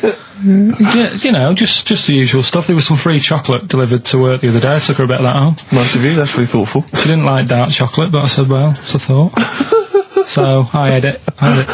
But, you often benefit from any gift that you give her. The chocolate, the meal, the condoms. There's always something in it for you. Yeah, there is. I love the idea. She's got bored with a Christmas present now, though. What, the condoms? Yeah. Or the food that she ate. No, the condoms. Right. Yeah, she's got tired of filling them with water, throwing them at the passing kids, or putting them on her head and inflating them. I love the idea of asking problems. What do you think of erectile problems? That Pele advert, he goes, be careful, we haven't got erectile problems, call this number. What would you do if you're impotent? What would you do? What's the advertising? Just saying, like, if you can't, I haven't seen that. Yeah. Why have they got him doing it?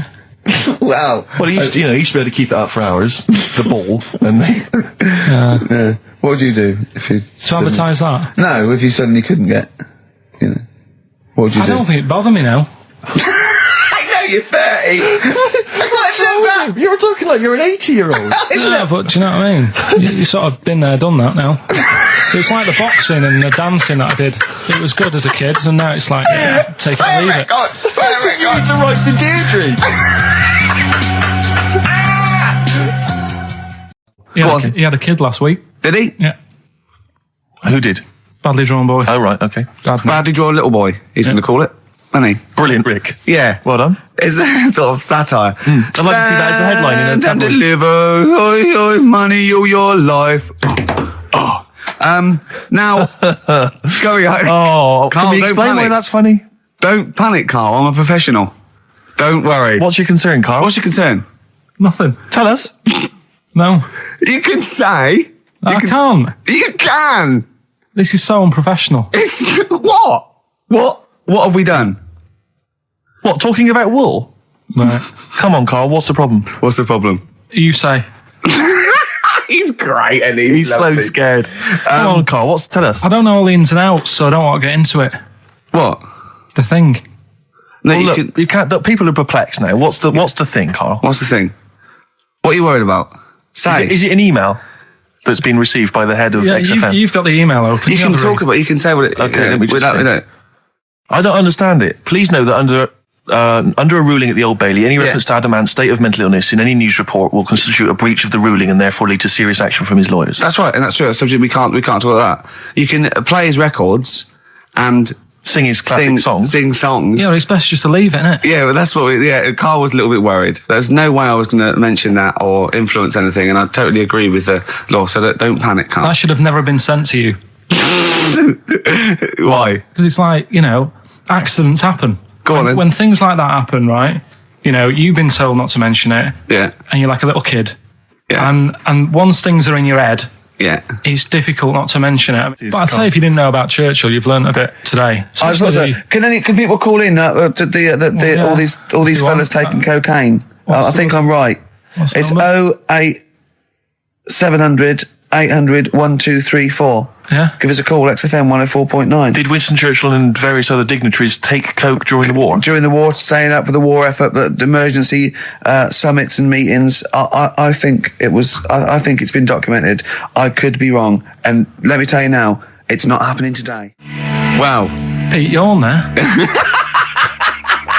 he's there, isn't he, to save me for Nancy. XFM 104.9. I'm Ricky Gervais, with me, Steve Merchant, Hi. and Karl Pilkington. I'm getting excited now because we've had loads of calls and emails, not only backing me up, but going a little bit further. Apparently, Johnny Mango called in again. He's become our sort of official researcher on this show. There is evidence that Queen Victoria in Balmoral, with a young house guest, Winston Churchill, used to consume cocaine-filled lozenges.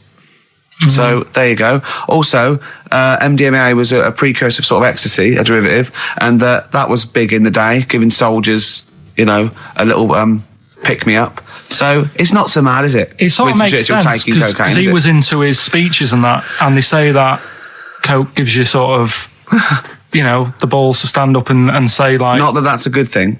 And No, you it's not. No. Definitely not. No. Right? But apparently it makes you confident, doesn't it? So you can stand up and say, we're going to fight them on the beaches. Yeah. And all that, and sound like you mean it. It's exactly, yeah. When he was sort of like, a little bit pissed up with his cigar on, coked off his tits, he wanted to fight. He didn't care where it was. He'd fight on a beach. He didn't care. He didn't care if he got sand in his new trainers. Exactly. He was boozed up. Yeah. You want to fight? yeah, that's why he was coming hard. He was very much. You got to think of him as the Liam Gallagher of his day. Yeah. Oh dear. Bad. Are we allowed to talk about this? I mean, I don't mean in terms of referencing drugs, but are we allowed to? Is this like libelous to Winston Churchill? One, Or you his can't family? libel the dead. Yeah, but Two, can you- it's a is lot that of only it- in America, maybe? I'm asking, and we're not saying. Two, I think you'd probably going to do also a fair comment. Three, we say we were joking. Yeah. 4, it's a satire. Yeah. 5, we love him. 5, we're not condoning drugs in any way. 6, this is Dermot O'Leary's show. I didn't have a go at him anyway. I said he's all right. If there's any law against Rasputin, we might be in trouble. Law against You did willfully Rasputin. Yeah. All over you the airwaves. You did slag off Russia's greatest love machine. Yeah. You didn't shoot him till he was dead, did you? Oh, put some poison into his I'll tell you this, if there's any other historical questions that people want answered, then we're the men. Because really, with the three of us, our knowledge of the fact that the Hindenburg was filled with helium, the kind of coke habits and various drug habits of Britain's most famous political leader, we've got the answers to all of it. No order, here to stay. Sadly, we're not here to stay, Steve. We've only got about 10 more minutes. That's true enough. Yeah? Well, I think that's just time for some interesting facts that Johnny Mango, our researcher from loosecontrol.com, has emailed us. A few familiar ones, favourite ones of yours, I think. Go on. Any ones I don't know, though? I think you know this one, don't you? A pig's orgasm lasts for 30 minutes. I know. And a pig can't actually look directly up. Wouldn't have thought so after 30 minutes of coming. No, absolutely. Eddie, be careful here. That's incredible. Remember what happened to Tom Binns? Go on. Humans and dolphins are the only species that have sex for pleasure. Bonobos do as well. They've rediscovered, which is a bonobo. A chimpanzee, like a chimpanzee. Right. So, so it's 3 now. Can't believe dolphins are getting. They're 3. They're all at it now. Dolphins get. Polar bears are left-handed. Yeah. So, I don't quite know how they work that out. Did they give them spelling tests? Or writing tests? Oh yeah, they probably just do it. It's probably the paw they use to hide up the black nose during a hunt. Of course. Some lions mate over 50 times a day. Yeah, not every day of the year. Okay, they don't do that every day. No. Okay, because again, I'm worried. No. I didn't think that dolphins. What day of the year do you do it 50 times? What is it? It's coming up to it. It's April, isn't it? You'd like to get out there. I have a special day. Yeah. Yeah. Maybe we could coincide that with the balloon event. It'll just be me quietly humping in the corner. Volunteers, welcome to email now, and all the proceeds go to charity. If you are a desperate lioness. Exactly. Yeah. Butterflies taste with their feet. I didn't know that. Interesting. I didn't know that. That is interesting. But they don't eat much, do they? Because they only live a day. Good point. They wouldn't need to eat. An ostrich's eye is bigger than its brain. Yeah, I knew that. Yeah. That's extraordinary. That is, yeah. And the... But Carl, how big are your eyes? Cruel. Finally, I think we've discussed this before, haven't we? A cockroach will live 9 days without its head before it starves to death. Yeah, that's only because it can't get water and food. Yeah, it would be quite happy going around doing its normal things. Yeah. I mean, probably to work. If you're just as good without your head as with your head, may as well not have a head. I don't see the point. Well, that was thanks to Johnny Mango there of, what's his website called? Who's turned into a sort of volunteered researcher. Yeah. He's very fast. Loosecontrol.com. Can I just say as well, we've had lots of emails from different people just saying they enjoy the show and offering little tidbits and things. Nick Wilson, Sarah and Lauren, Ken, Dan, Jane, she wanted some Ash, we didn't play Ash, never mind.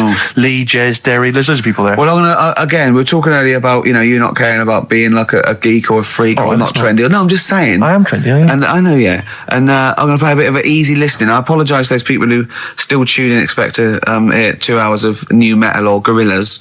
And this is a very old-fashioned, lovely tune. It's Bread. I hope you enjoy it. Ladies and gentlemen, please welcome to the stage, Bread. New Order and Here to Stay on XFM 104.9. Well, we're here to stay, aren't we, Steve? True enough. Well, for another 4 weeks anyway. Then we're off. Then 4 more shows. They'll have to order a new DJ. All right, that was genius. Hey? Oh, wow, it's as simple as that. I'm Ricky Gervais, Steve Mitchell, and Karl Pilkington. Oh man! Did anyone read the Guardian yesterday? It was Steve's big. We were interviewed together. I've never been interviewed before in the paper. I've certainly never had my photo in a national. We were very excited. We loved the interview. It was talking about our top 10 albums between us. We loved it. We talked really fast, like school kids. We were excited. It was a great interview, and all the way through, it was Ricky Gervais with his writing partner Stephen Mitchell. It's not even like Merchant. He phoned me up the night before and he was gutted. And I know it's awful. And it was big letters and just all the way through and the caption. And it's just like, oh, God. But it's embarrassing. Do you know what I mean? It's embarrassing because it's like I was trying to get in the paper. I couldn't believe my luck. And then that just draws attention to the fact that I'm not a celebrity and consequently they can't even remember my name. But the worst thing was that one of my favourite albums of all time, I said in there, was Blood on the Tracks by Bob Dylan. And I said, because, I think one of the most beautiful songs ever is If You See Her, Say Hello. And of course, these people were sort of transcribing it from, a dictaphone. It came out, my favourite song of all time was If You See a Sailor. If you see a sailor. Oh, hello. Fruity. Oh, Bob Drillboyd's up on the trap with Where's the Sailor Gone to? With Ricky Gervais and Steve Mitchellings. Oh, I don't know. They must have thought my name was Mitchell all along. They obviously never knew. The evidence is there. But I don't know why. It was like they reported in the paper that we'd been nominated for a Sony, and it said Ricky Gervais, who hosts the breakfast show on XFM, and it's that sort of. It's just guessing. It's like presumably someone's gone. Does he host the breakfast show? Someone's gone. Yeah. And that's their research done. Yeah, but there was a thing about The Office set in Swindon. That's someone going, I'm just writing an article about The Office. Where's it set? Swindon, I think. Is it? Yeah. Okay, that'll do. Yeah. Yeah. Even Pathetic. we research the show now and again, don't we? Yeah. Even we look things up. Well, actually, people phone in. Usually that fella. What's that fella's name that calls in who's not got the website? He's got a funny name. Oh. Gilwell or something. James. Phone in if you remember what his name is. Yeah. James at Lose Control. Yeah, what's his surname, though? Oh, for goodness sake, this is just going to be interesting to him and his friends. Oh, yeah. Oh, yeah. You remember? We better play another record. Yes. I'll tell you what. If Johnny you like, Mango. Mango, that's it, yeah. Now, if you like Elvis Costello's Alison, or maybe Rick, I do. Freeze, My Brother Jake, One of my favourites. stay tuned. That's I Am Clute, a track called To You from the Teacher's soundtrack. That's also got, I know it's the Electric Soft Parade, The Hives, Star Sailor, Feeder, Turin Breaks, Mercury Rev on there. It's a good little collection. Lovely. Carl has just had confirmation. He's looking smug because someone phoned up and went, it is true. It's a Laogai chi worm and you wrap bacon around your head. That's all the bloke knew as well. Yeah. And his name was Gary. Yeah. So I'm not having it. No. And he said, see, that's why the Robin thing isn't so weird. He said, but when you said he tried it with cheese, he said, I was having none of it. He's got standards. Strokes, hard to explain. Like Carl, really. Yes. Yes. So, Carl, concentrate. You go on. So, we'll leave the worm with the bacon wrapped around the head, shall we? Well, if you're ever caught in the jungle, Yeah. Always carry some... bit of Danish. Good advice. Lovely. The Flaming Lips and Race for the Prize. Just playing that, Rick, for everyone who emails us saying we get a lot of emails every week, but we obviously don't really respond to them because we're very lazy people, but we obviously appreciate it. And I play that particularly for Claire, who's emailed in saying her friend Sarah Prosser would like some Beatles. We're not going to play the Beatles this week, but Sarah apparently loves us more than words can express. More than Carl could express. Absolutely. I'm going to stop you there. Steve. You want an advert? Vines there, Steve. On XFM 104.9, I'm Ricky Gervais with me, Steve Merchant and Karl Pilkington. Carl's getting very excited, as we all are, about his new... Should we let him do a little taster for us? Well, I'm very excited about it. I mean, So the gist of it, what is it? What is it exactly? Right. Is it a game show or is it a competition? It's just thought it's something that, you can play and also people at home can take part in it. now, would they phone in about this, or they can just play at home while they're listening? They can just play at home. Okay. You mean we haven't got any prizes? No, there isn't. No, I think we could get him to phone in, maybe. Well, I don't know. Let's hear the game idea first. Yeah. Right, so it's music related. Okay. Good. And what I do is I sort of tell a little story, Okay. and that story makes up a song title. All right. Well, it sounds ambitious. So Is it a cryptic clue? could be. Say like this, right? Oh, dearie me. Oh, dearie me. Say like this. Right. This woman, right? She's pregnant. You know the answer to this one, so don't be saying anything. This Okay. is just aimed at Steve. Okay. Right. This woman has a baby. Yep. She's pregnant, has a baby, and the doctor's there in the hospital, going, "Oh yeah, you've got a lovely little baby here. You told me that this is... this game Got a lovely show. little baby. It's just coming out now. You'll be able to see it in a minute, and it's like covered in gunk and stuff. Yeah.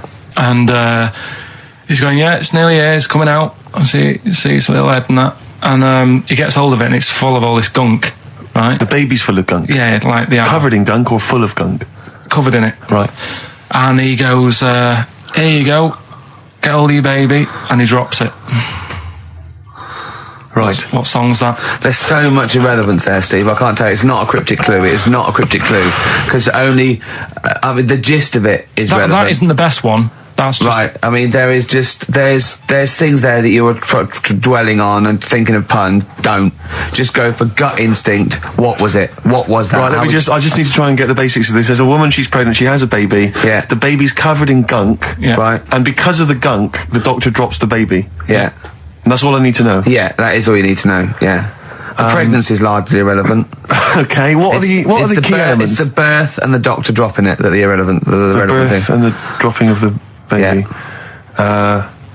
I've absolutely no idea. I can't even begin to guess. Think about what's happened here. Oh, Carl, She's had a baby. The doctor's trying to deliver it. He's saying it's a nice little baby you've got here. This is all irrelevant.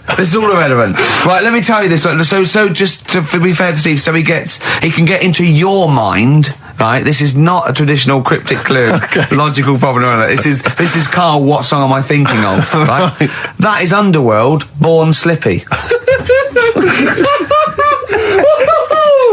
I have to say, actually, that makes textbook sense. Yeah. No, that does actually. No, I'm sorry. Do you like all the story about it's all right, you can see it in a minute, or is it covered in gunk? Yeah. No, I agree there is some extraneous detail, but I have to say that Born was good, because that's the look of it. Born was good, yeah. And Born Slippy, I was quite impressed by that, Carl. I have to say, no, to be fair to you, I'm not just patronising you. Oh, well, wow. I actually think that was really good, and I disrespect Ricky Gervais for slagging that off, because I actually think that was quite good. Well, let's go ahead with it then. I feel we could maybe open this up to email correspondence or the let's phone go lines. for it then. Okay, this is Karl Pilkington's new game show idea.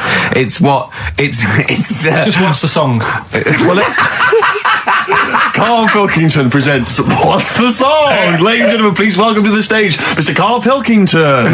Okay, what's the song? Then? I'll tell you what, let's play a record. Let's come back after Give out the number ready for him. Well, you should make a note of this. You can email us. The email's up and running. ricky.gervais@xfm.co.uk. ricky.gervais@xfm.co.uk. What's the phone number, Karl? It's 08700 800 1234. Okay. 08700 800 1234. Make a note of that, and we'll have a game of what song is Karl thinking of after this next track. What do you want to play?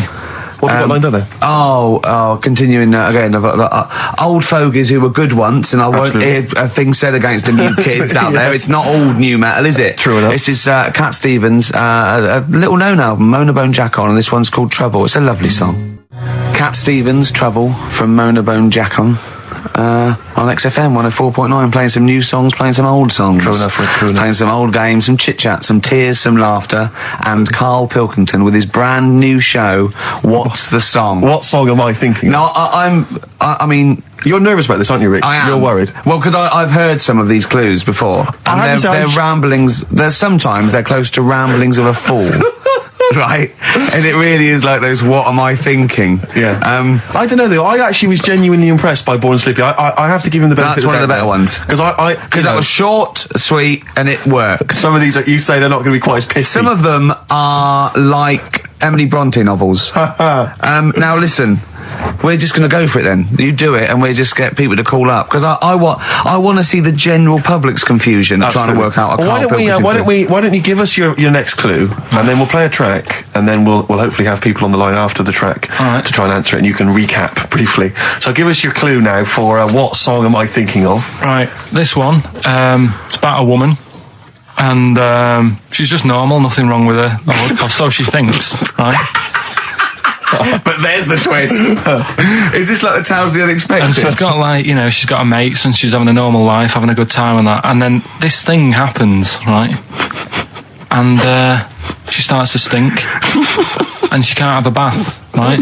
And she really wants to have a bath. She's dead sweaty and stuff. She's going about her daily stuff. She can do everything else normal. She can eat, she can talk, everything.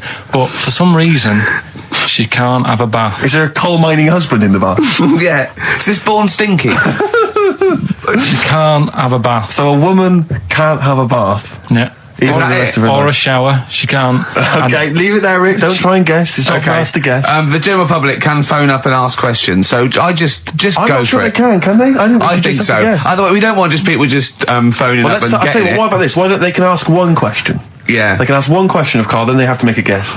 Okay. 08700 800 1234. Have we got someone on the line now? We'll just go. Let's do it. Let's go for one. Let's go for one. This is edgy radio. This is letting Karl stuff. live. Go on. Hello, XFM. Hello, I'm ringing about what's the song? Absolutely. What do you think? Well, I'm going for Dirty Diana. Dirty Diana. See, that works. That's a great guess. It does. Yeah, but it doesn't work because why can't she have a bath? Okay, so the answer is in there. I was going to ask you. Well, that's your one question. That'd be the answer. That would be the answer, I'm afraid. What was your name? Shelley. Shelley, thanks very much. Shelley, I should tell you that, that you should never take this personally, because no one can really get into the mind of Karl. So don't beat yourself up about this. I don't expect anyone to get these clues. No. So well done. That is a fine guess. Thank you. Thank you. Okay. Anyone else there? Let's hello XFM. Who's that on the line? It's Chris. Hello, Chris. A question for Karl? Before you give us your guess? I haven't thought of a really good question or anything yet. You just want to go for the guess? No, what I thought was, I'm sure Simon Mayo used to do this when he did the breakfast show on Radio 1 years ago. No, he didn't. So you've just pinched this idea, Karl? If you're going to rip someone off, Karl, do not rip off Simon Mayo. I haven't ripped this off. I thought this was a new idea. I was going to do it with sound effects instead, but that's he used to do that, and he used to get his team to play other characters. You idiot. Well, no, hang on. Not you, Chris. I'm saying you idiot to Karl. Yeah, but nothing's new anyway, is it? So I'm not getting annoyed about it. True. What do you think the answer is? Is it Cornflake Girl by Tonny Amos? Good answer. She couldn't have a bath because she'd go all Go floppy and then go down the plug hole. Good answer. She's all soggy. Yeah. So Is it Cornflake Girl? No, it's not, but That's a great answer. It could have been. All right. Okay. You're already seeing the error of this, aren't you? I think this is great radio. I'm really hooked on this. I'm genuinely excited. This is really like that. Those so-called lateral thinkers. A man got into a field and dies. Why? Yeah. He ran out of air. No, not the one I'm thinking He was of. shot. No, That was a good answer, Well, but couldn't Simon Mayo sue you or something for doing it? Will you stop? Don't mention that. yeah. Listen, I think if you're going to steal ideas from someone, it should be a brain box like Mayo. I mean, he's the man who's The only example of one I can ever remember hearing on his show, because I was quite young then, was some people were pretending to tap someone's phone or something, and then they got caught, and the answer was just bugging by whistle, because they were genius. That was absolute genius. That's absolute genius. See, Chris, Karl, don't know if that's the Karl's sort of ever standard done you've got to that. come up against. Yeah. Thanks very much, Chris. The phone lines are hot. hello XFM. Hi, is it Candy Perfume Girl? Is it what? Candy Perfume Girl. Candy Perfume Girl? Yeah. Candy Perfume Girl. Is it? Well, who's that by? Madonna. No, it's That sounds like an obscure album track. No, Wow. it's one of her songs. just think about it. She stinks and everything. She's a normal life. I didn't say she was a sweet or anything. But for some reason she can't have a bath or Is a this shower. a big song? Just to give him a clue. It's a bigger song than Candy Sweet Girl. Thank you very much indeed for your guess. It really is Thank right. you. Cheers. Sorry. Okay, one more, then we go to a record. Come on. Okay. Go on. Hello, XFM. Carl, Yeah. is it High and Dry by Radiohead? High and dry. High and dry. Now that's great. She smells, which is another word for high. She's dry because she doesn't have a shower. Karl, if it isn't that, yours will never be as good as that. He's the winner. Whatever you're thinking of, that clue is brilliant. What's your name, mate? It's Richie. Richard. I mean, you can't beat that. That's a bit too lateral. Don't be stupid. It's perfect. He's made yours into a clever clue. He's made high, she smells, dry, she never gets in the bath or shower. It's not that, is it, Karl? No, it's You not. don't even get that, do you? Not really. Have you ever heard of the word high being used to mean sort of smelly? No. No. Oh, what? That was where you went wrong there, mate. Richard, I'm declaring you the winner, even though that isn't the I answer. don't think Thank we you. should give up this early. Can we just let's play a song and, Let's play a and song. give it one more chance, because if people think about it, it is really easy. I'm not going to find out the answer now because I've got to go out. Okay, we'll do it very quickly. Stay in for 10 minutes. We're just going to play a new Coldplay track out. Okay, let's do Brilliant. Coldplay and then we'll come back Cheers. with this. Coldplay, One I Love. That's for Nick, Neil, Olivia in Tower Bridge. Absolutely, and also Nikki from Bromley who emailed in. She's enjoying the show and she wanted a bit of Coldplay. That's the B-side of the current single. This is In a My great Place. show, isn't it? We've got great music, we've Great got music. laughs, tears, we've got requests, we've got Simon Mayo games. Yeah.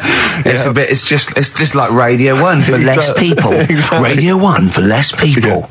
This is great, isn't it? So go on then. So listen, Kai, you were so excited about this game, weren't you, earlier? You came in with a But I hop, knew it skip would and a leap in fall your flat. step. Although I must say, the phones are going mental. We're going to have to take This is some it, more no, calls. people I love mean, Carl. High and Dry is great. I mean, it works. That's it. Can we have a very quick Just recap in case someone's just yeah, tuned in. quick Can you recap. make it so High and Dry doesn't work now? Give us a bit of information that makes it different to High and Dry, or can't So you for those that even have do just that? tuned in, Carl describes in a roundabout way a story which somehow is representative of a song. Is that Song right? title. A song title. Yeah. Okay. So this woman, she's all right. You know, she has a normal life, Pretty much. kind of. Yeah.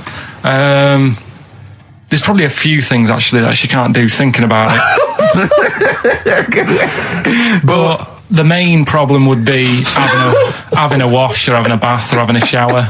Yeah. Maybe going for a swim, thinking about it. Right. That's I think water is the clue, isn't it? That's the clue. Who's Who's that on the line? Hi there, it's Mark. Hello, Mark. Hi, Mark.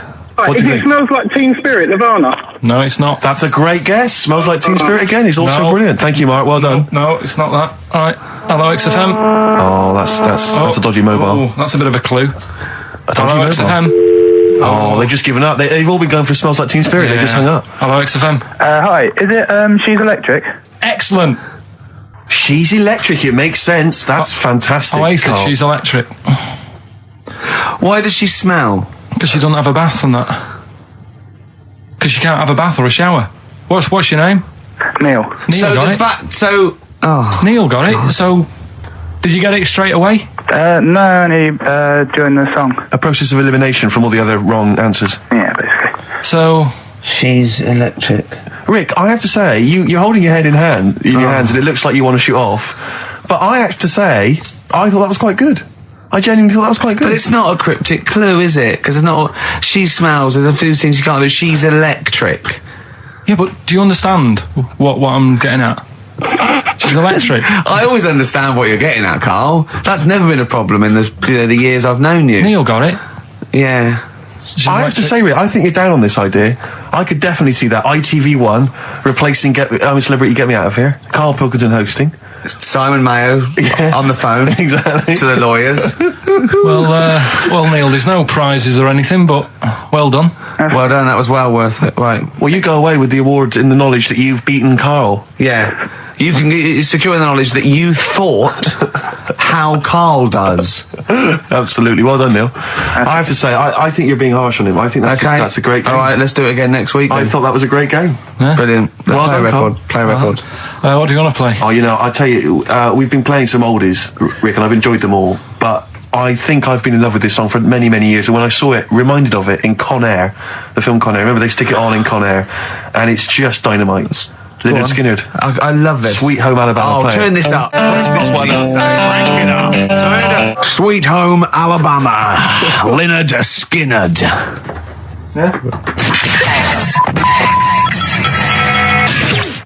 Strange and Beautiful, Aqualung, or as Carl says, Aqualung, on XFM 104.9. Well, it seems that Carl's clue, did go down quite well. Some other people got it. The game show as a whole has been well received. Well, I have to say the email. We've had loads of emails, Rick. We've had let me just count 2. Yeah. And one of them was aimed at Simon Mayo. Came to us by mistake. They thought they were listening to Mayo. Yeah. And the other is saying Carl, they love the game show.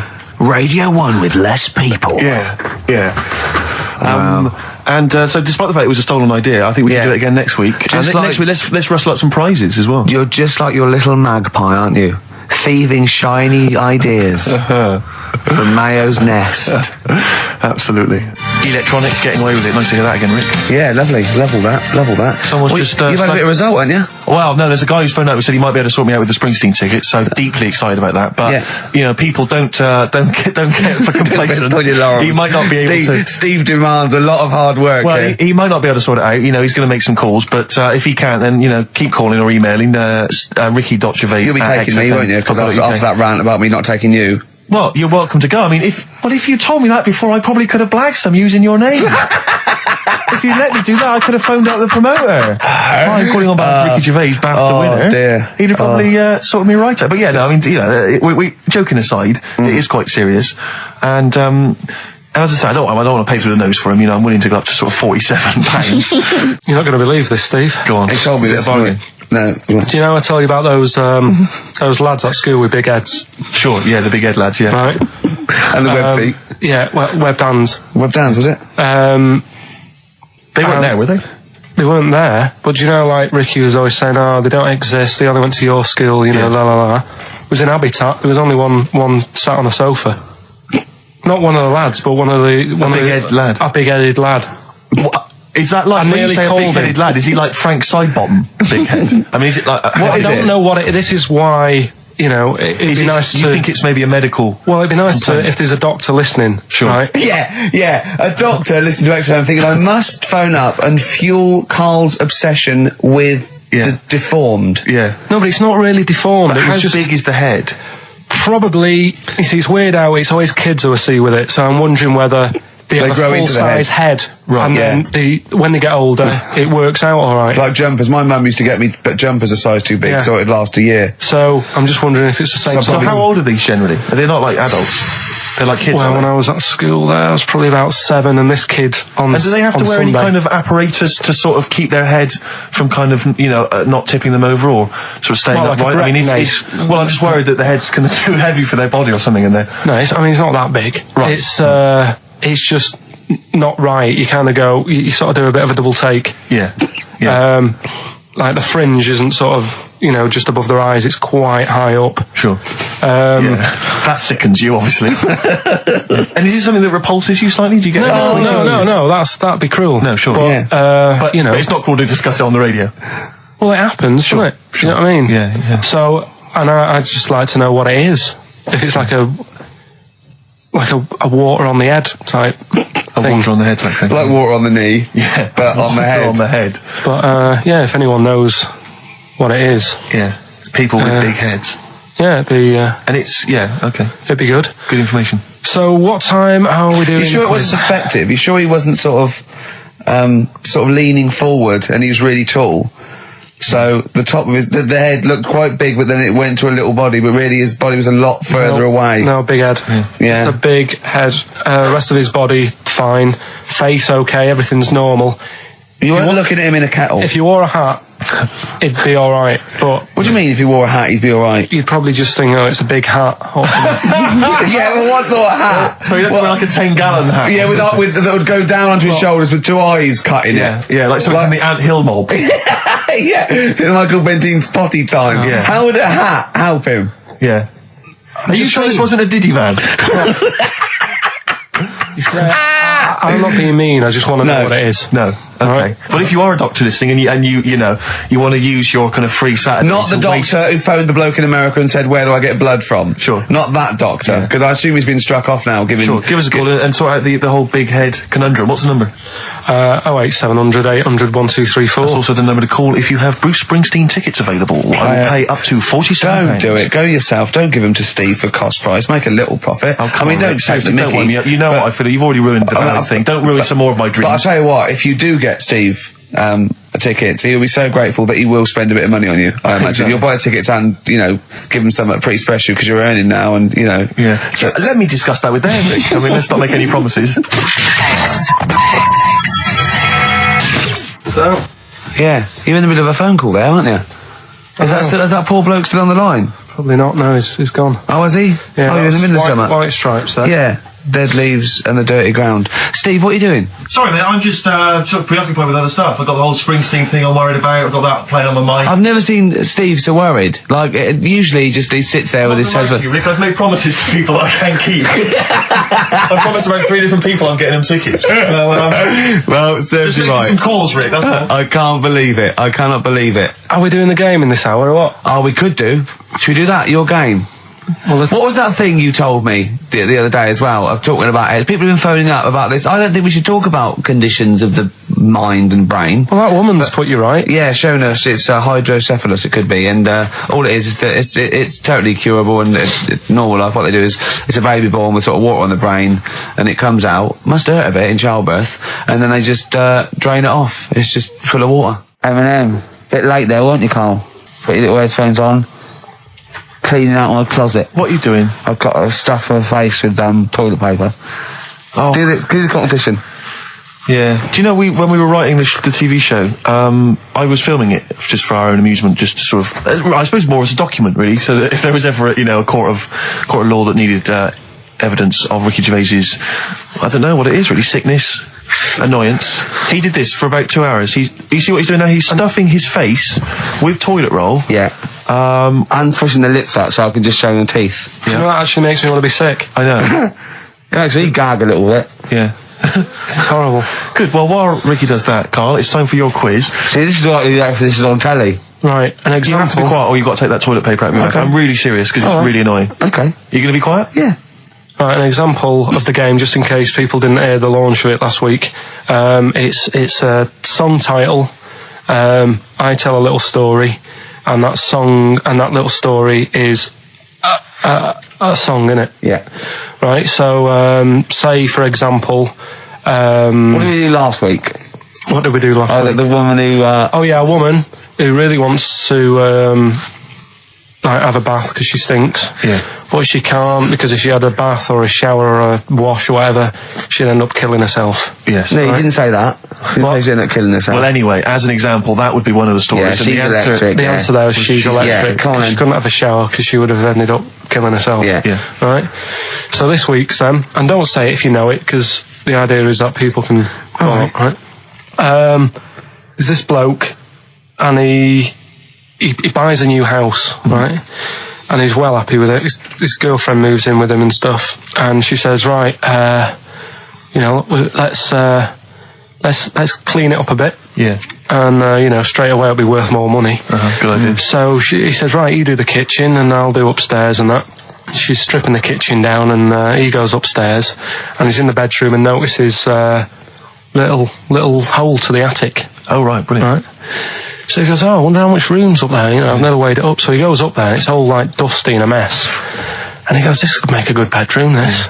So he starts cleaning it all out, puts all the rubbish, bins the rubbish straight away, and there's little boxes with bits in that don't belong to him. So I wonder what's in here, right? So he opens one of the boxes, it's like a little lamp. Oh, right.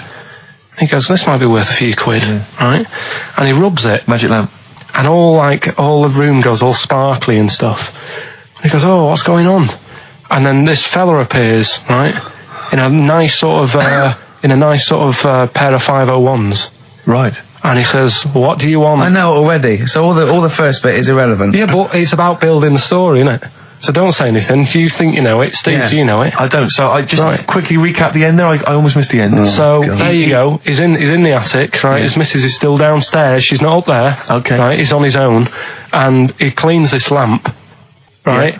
And this fella appears out of all this smoke, and he's wearing a nice pair of 501s, and he's wearing a shirt, and there you go. What's the song? What song are you thinking of? The lines are going mental. Because We're it's going so live. easy. Let's play a record, Carl. We'll come back and we'll find out if anyone's got that right. That's a great one, Carl. Really. Right. Did you just come up with that? Literally in the last 10 minutes. Genius. This is genius. Definitely. I mean, if those calls aren't from major TV companies, I don't know. Dynamite stuff. A lot of them are... What's his name's lawyer? Simon Mayer. Simon Mayer. That's my favourite thing I've done for years. Yeah, not bad, not bad. That's great. Back to form there. So, okay, line. The lines are going mental just because it's easy. Go on then. So I first think- one to get but it. The you've first just- one to get it, but... Well, it's not that though, Rick. I mean, Carl has just decided to revise the actual rules of the competition. Yeah. So that, we've decided, is very easy. So that's now a qualifier. And so then they have And to whoever- answer one live. Exactly. So whoever gets that one right can Is play it for a quick big money. one as well? Because some people will lose the will to live. Yeah. Just cut to the chase. And because they've got to qualify now, we're throwing an Office DVD that aren't Yeah, you'll ready sign yet. that, won't you? Yeah. Yeah. No. That increases value by 42 pence. Right, go on. We'll just go live, yeah? Hello, XFM. Yeah, hi, how's it going? Not too bad. Not too bad. Listen, A very, very quick recap, Carl, if you will, please, for the people listening. Very quick. Right. A man ends up in a loft. Man's, after moving into this house and that, he's in the loft and he's tidying up. His missus is downstairs doing the kitchen because that needed doing. He's up there, he's cleaning up, emptying the boxes. He finds a little...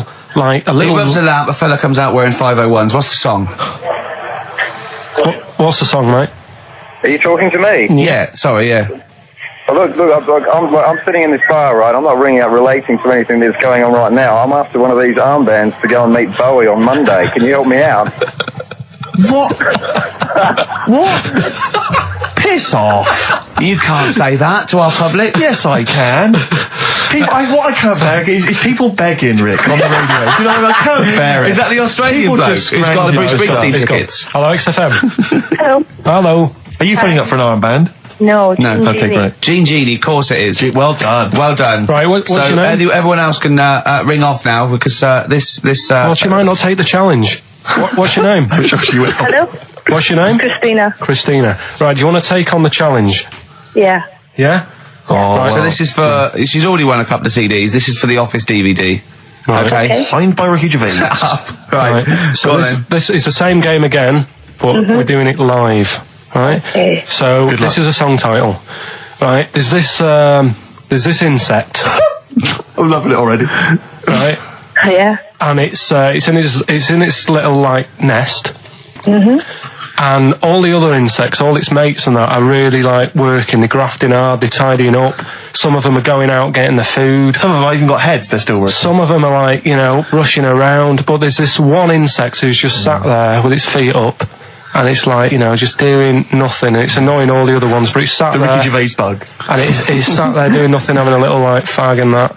What's the song? I don't know. Oh my God, I'm brainless. Hold on, I don't know this either. So, obviously it's a type of insect, that's why you've avoided saying what it is. So it's something like lazy ant, lazy bee. Well, maybe we should throw it back open to the public. Oh, no, and I hope this poor woman has called in and now got a stupid one. But Christina's lost it now, She's hasn't lost she? it. No, she's blown it, Rick. Oh. Sorry, you It's gotta only be because cool. you changed I the don't have a rules DVD halfway through. player Anyway. She hasn't got a DVD player, so she's not bothered. Okay, alright. Cheers, Cheers then, Christine. Christina. Bye. See you later. So we can throw that back out then, can we? Well, I don't know. Is there anyone on the phone? Yeah, go on, take the next person. So what was it? There was some bugs. There was a bug, and one of them wasn't doing any work. Loads of them are working really hard. Sure. This one's just sat there doing Oh, I nothing, think that's annoying them not all, working. right? So, XFM. Hello. Hello. I'm glad to say it's in Karl Pilkington's mind. I like him. Hello, XFM. I like him. Hello? Hello. Oh yeah, is it Animal Nitro by Slade? No, it's not. Good answer. No. Good answer. Is it a good answer? That doesn't make any sense, does it? It does, it? Oh no, like Carl does. Yeah. Hello, Yeah. XFM. Hello? Hello. Is it Ichiku Park? No. Ichiku Park. Bugs are itchy, aren't they? Yeah, sure. I think they're stabbing in the dark. They're starting to think like Carl, which I like. Go on, next one. Hello, XFM. Is it Scratch Pervert? No, it's not. Scratch pervert. She's come out of nowhere there. It's good. It's something to do with lazy bug or lazy ant or Hello, lazy XFM. bee. Hello? Hello. Hi, is it Beetlebum? Excellent. Beetle Bum, of course. Beetle Bum by Blur.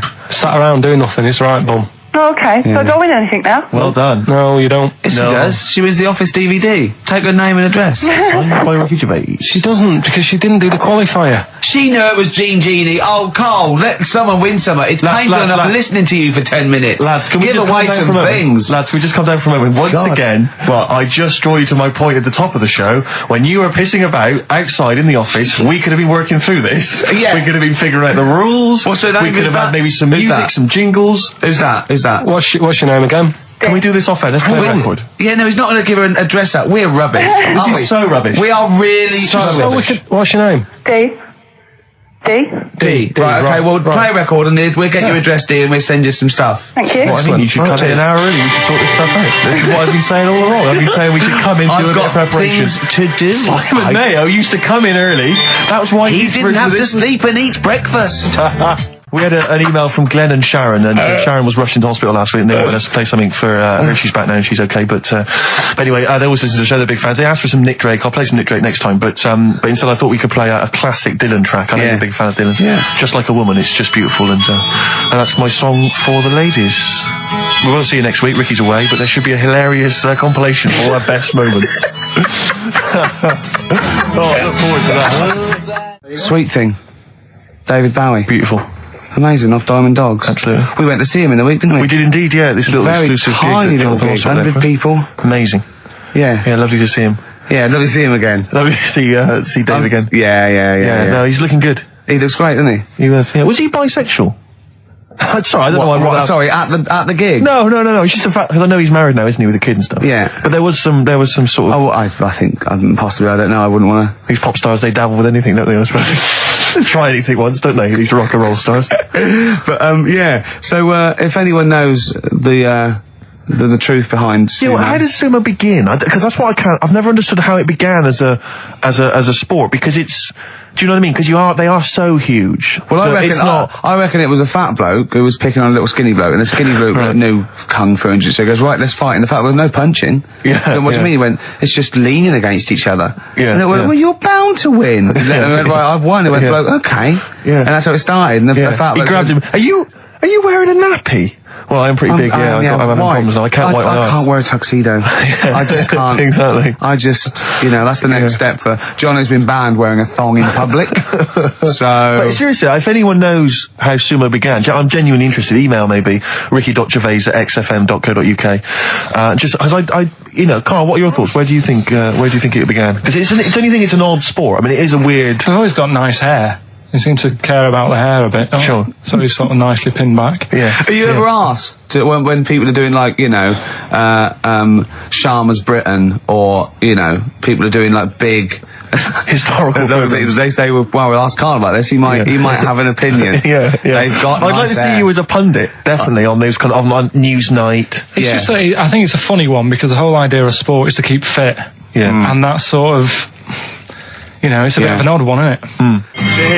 All Along the Watchtower there by Jimi Hendrix. Beautiful. Can I just say straight away, Rick, before you carry on, we've had some people emailing in about the origins of sumo wrestling. Yeah. But they've sort of cut and pasted a huge ream of information from the web. Thanks very much, but we need bullet points, or not. Don't bother. You're wasting our time, frankly, with any too many sentences, proper grammar. We're talking about Ricky Gervais here. Yeah. So not that I'd read the bullet points either. You'd read them too. Exactly. But So your concentration would lapse so quickly. There just needs to be keywords. Arse, sumo, things like that. Yes, arse wipe. Yes, arse wipe sumo, correct. Yeah, or maybe even a picture of someone wiping an arse with a tip next to it. If you could get words out. If you could send through the origins of sumo wrestling in sort of diagram or sketch form, or in a kind of comic book, or one of those flick books. You just maybe draw a quick flick book, send that in. But thank you very much. Thanks for thinking of us.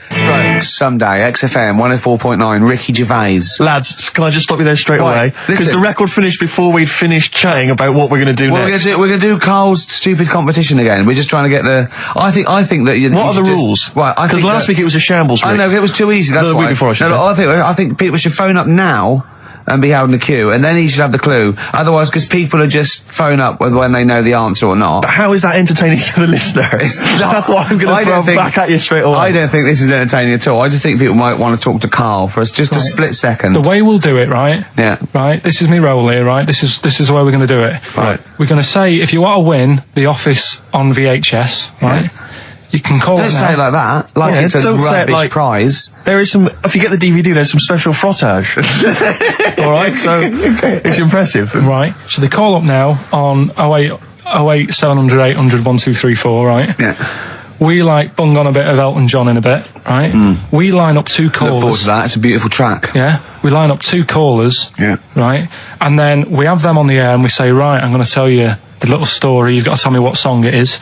And they're playing against each other. Well, could they be up at the same time then, so they can speak at the same time? Of course, yeah. But how can they play against each other? Because they haven't got buzzers. It's or the first one. They can say the name. They can shout out the name, and it's organised. And they got as many goes as they want. No, I think they should have one go at a time, and then the other person can have a go, and then they can have another go. Yeah, it's like duelling. It's like duelling. And if they don't win, no one wins this week. We're not giving away prizes willy nilly. Sure. We can give one away next week again. Because The Office is not costing us anything. Because we were involved. I know, we can get as many copies as you want of that. I like Seriously. it. I like it when we got them coming out of our. Do you think the listeners are usually in on sort of board meetings like this? Or do you I said this before, guys. I said before we should do this off air, but you refused to chat. Imagine Chris Town going, hold on, what they can what do they do? They can phone a friend. They just phone a friend. Look, come down. Right, okay. Look, we haven't got this. We haven't got this sorted. Phone up now. We'll play some adverts. Phone up now. Yeah. Right, so that's the plan then. Okay, we're going to have a beautiful track here. Continuing our... Whoa, hold on, wait. Steve. Go on. Right, I've said your name 5 times now. I don't need to mention you at all next week. Right, we're going to play Elton John, continuing our sort of thing of don't diss them just because they're old and bald now. Yeah. They used to be good. This is a beautiful track. I dissed him, didn't I? Yeah. Called Tiny Dance. So we're going to enjoy that. Yeah. Enjoy that. Enjoy listener. that. And then, if not the now, show. Steve, what were you going to say? Thanks for asking. I was just going to say, what should the audience be doing now? If they're listening at home, they want to play the game, what should they be doing, Carl? Should they be phoning Say you the now? phone number again. They should be ringing 08 700 800 1234. 08 700 800 1234. And 2 lucky contestants get to play your game. Yeah, what's the song? What's the song that Carl's thinking? Could I give you a clue when you call up? You've got more chance of playing if you don't sound like a mentalist. Exactly. Most of the people that phone sound a bit like Carl. We're not interested. We don't want those sort of people. Yeah. We want people who can, who are maybe eloquent. Why you watch me in my pants? Elton John, Tiny Dancer. What Beautiful. a great track. Oh, that's that is. magnificent. Well, we've got... despite Carl's actions, you should have seen Carl. It was like squiddly diddly. His arms and legs there. He'd have been better with feet, I'll tell you. He didn't know what he was doing. We were getting angry. At one point, he went, we get a man and a woman. And bloke phones up. He goes, are you a bloke? Bloke goes, yeah. He goes, hold on. And then another bloke goes, you're a bloke. I went, we wanted a woman. And the bloke said, he goes, put the woman on. She came on, he went, are you the woman? It's the way he speaks to people. So who have we got on the line? Here's the woman. It's the woman. Hello. Hello. Hi, what's your name? Sarah. Sarah, okay. Right, Steve, you want to be rooting for this? Well, I think we should. It seems to me because you may need some help because obviously Carl's mind is a viper's nest. Yeah. It's a jungle in there. Yeah. So if you want to call anyone at any point, maybe you've got some questions you want to just consult or confer, then I'll be on your side. You're like her phone a friend. Exactly. I'm the phone a friend. I'm the ask the audience. Who's the bloke? Here's the bloke. It's Owen. Owen, okay, I'll be helping you out should you need any help or clues as insight into Carl's mind. I must tell you though, we don't know what Carl's going to come up with now either. No, we keep it real like this. I should just say for people who've not heard the show before, this is where Carl now will tell us a cryptic story. And basically, hidden within that will be a clue to the title of a song. I say cryptic. It's gobbledygook. Yeah, nonsense. So okay then, just to find out who goes first, my lad or your girl. I'm going to toss a coin in my head. Okay. So who can guess? Well, first? ladies first. Okay, what was your name again? Sorry. Sarah. Sarah. Okay. So, heads or tails? Heads or tails? Tails. No.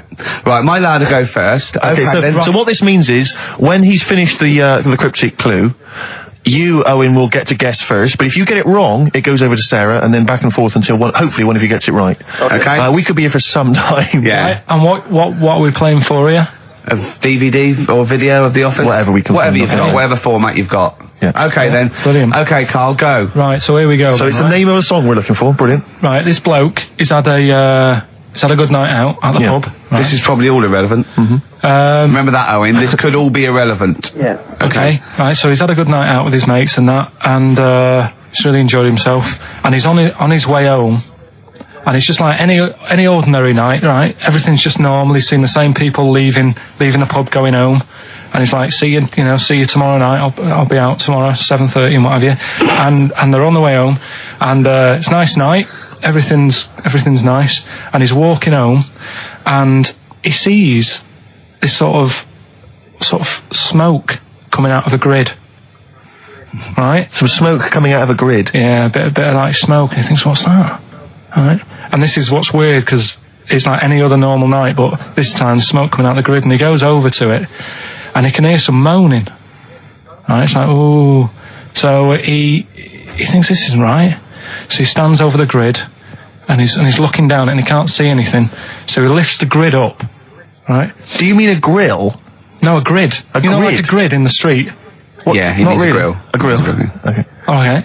And he lifts it off, and he's looking in, and like more smoke's coming out, and he can hear the moaning getting louder, and then this little demon pops his head out. Oh.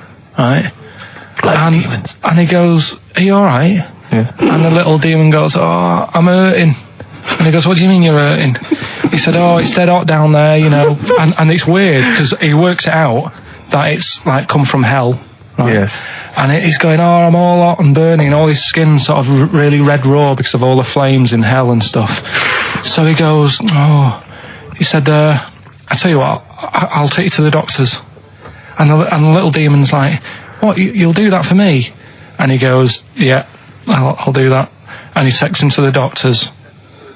What's the song? That was Ricky Gervais on XFM. It's 3:00 now. We're going over to Natasha. Thanks very much. See you next week. Bye. Man, that was quite a long story. Ooh. Is Owen and Sarah still there? Yeah. Have you dozed off? You still with us? Okay, Owen. Any clues? No, not yet. I haven't got a clue. I haven't got a clue. I have no idea. Can I think out loud with Owen, do you think? No, I think Owen needs to at least have a guess before Go on, have a guess, Owen. Smoke on the water. No. Well, it's not, is it? So, not gonna be that. okay. Over to Sarah, you. what do you think? Bat out of hell. It's a good guess. No, It's not right. Not right. Right, Carl, you'd have to give him a little clue. Well, think about the little fella. Think about the little demon. Yeah, Okay, there's the clue. brilliant. Thanks for that. Where did I say he came from? Highway to Hell. On the right, along the right lines, but not the right song. That's Sarah? Sarah. Stairway to Heaven. Carl, if this is rubbish, I'm never working with you again. If this doesn't work... What do you mean, if this is Right. rubbish? Right. Okay. Take the main bit of the story. What's happening? We don't know what What's the main bit of the is. story? It took 30 minutes. The grid. There's the grid. We got the grid, the yeah. smoke. What's he done? How did the story end? He went to the doctor. He went to the doctor. That's He the went to clue. the doctor. Who did he set to the doctor? He went to The little demon fella. Why did he do that? Sarah, come on. That's a big clue. Right, why did... Sarah, come on, let's think about this. Why would he take a little burnt demon to... Was he burnt? He was burnt, wasn't he? He's from hell. Yeah. All the flames and that, and all his skin was Hell. really raw, and he was moaning in pain. And the little fella goes, "Yeah, I am on the way home. My tea's going to be in the oven and everything, but do you know what? I'm going to take you to the doctors and sort you out." Sick. Doctors. Doctors. Oh, God. Is there anyone you got there in the house who could maybe help you? Like a sort of 8-year-old child? yeah. Yeah, an alien. Yeah. I've got a 3-month-old baby. He probably talks more sense. Yeah. Not than you. Than Carl, we mean. Right. Right, I'll tell you what, let's play a record. But Let's all have a chat. These poor people have got lives. Sure. They've Oh, got yeah, like this- we haven't. No, but I know, Carl, this is... There's so many things I could be doing instead of this, Rick. I know, but Carl, We'll play some ads, right? And they come can't back. stay on the line You've for... got 3 minutes. They're playing for a video, eh? They've got 3 minutes to think about it. Is that all right with you? Okay. Yeah, and is that all right, Owen? Yep. Sorted. Right. Please try and guess this, because Carl's threatening to roll it over to next week. Oh. I know. I don't want to live a week trying to think of a little burnt devil in a grid, as he calls it. Burnt devil in a grid. Devil in a grid Devil by in a grid. excess. Smoky devil. Oh, God. Oh, burnt devil grid. Sarah, any Grid? What's a grid? Any He means idea? a grill. He A means the grill. little thing in the smoke. Burn. Smoke on the water. smoke. Barbecue to doctor. Burnt. Doctor. Owen, any ideas? Devil Without a Cause by Kid Rock. No. What we're going to do? Is the word devil right? Yeah. So devil's a key word here. And you're thinking about what's the bloke done? He's took him to Devil, the doctors. isn't he? The captain. Why did he do that? Why didn't he just say, "Oh yeah, it looks terrible, but I've got to get off home"? He's a good He's a Samaritan. good Samaritan. Right. He's a good guy. He's He's a good guy. Saviour.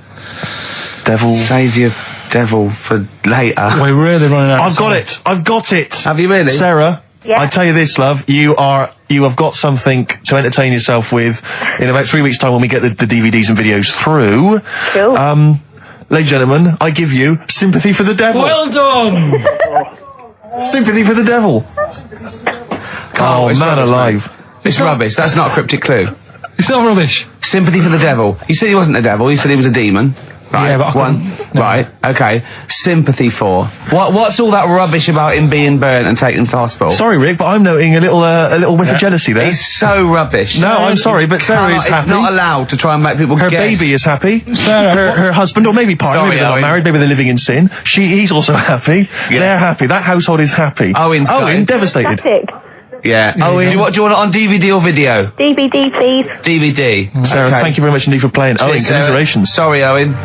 yeah. Triumphant. Another You're so triumph. rubbish, Carl. You are so rubbish. There you got it right. Oh Then. dear. Rubbish. Well done, Steve.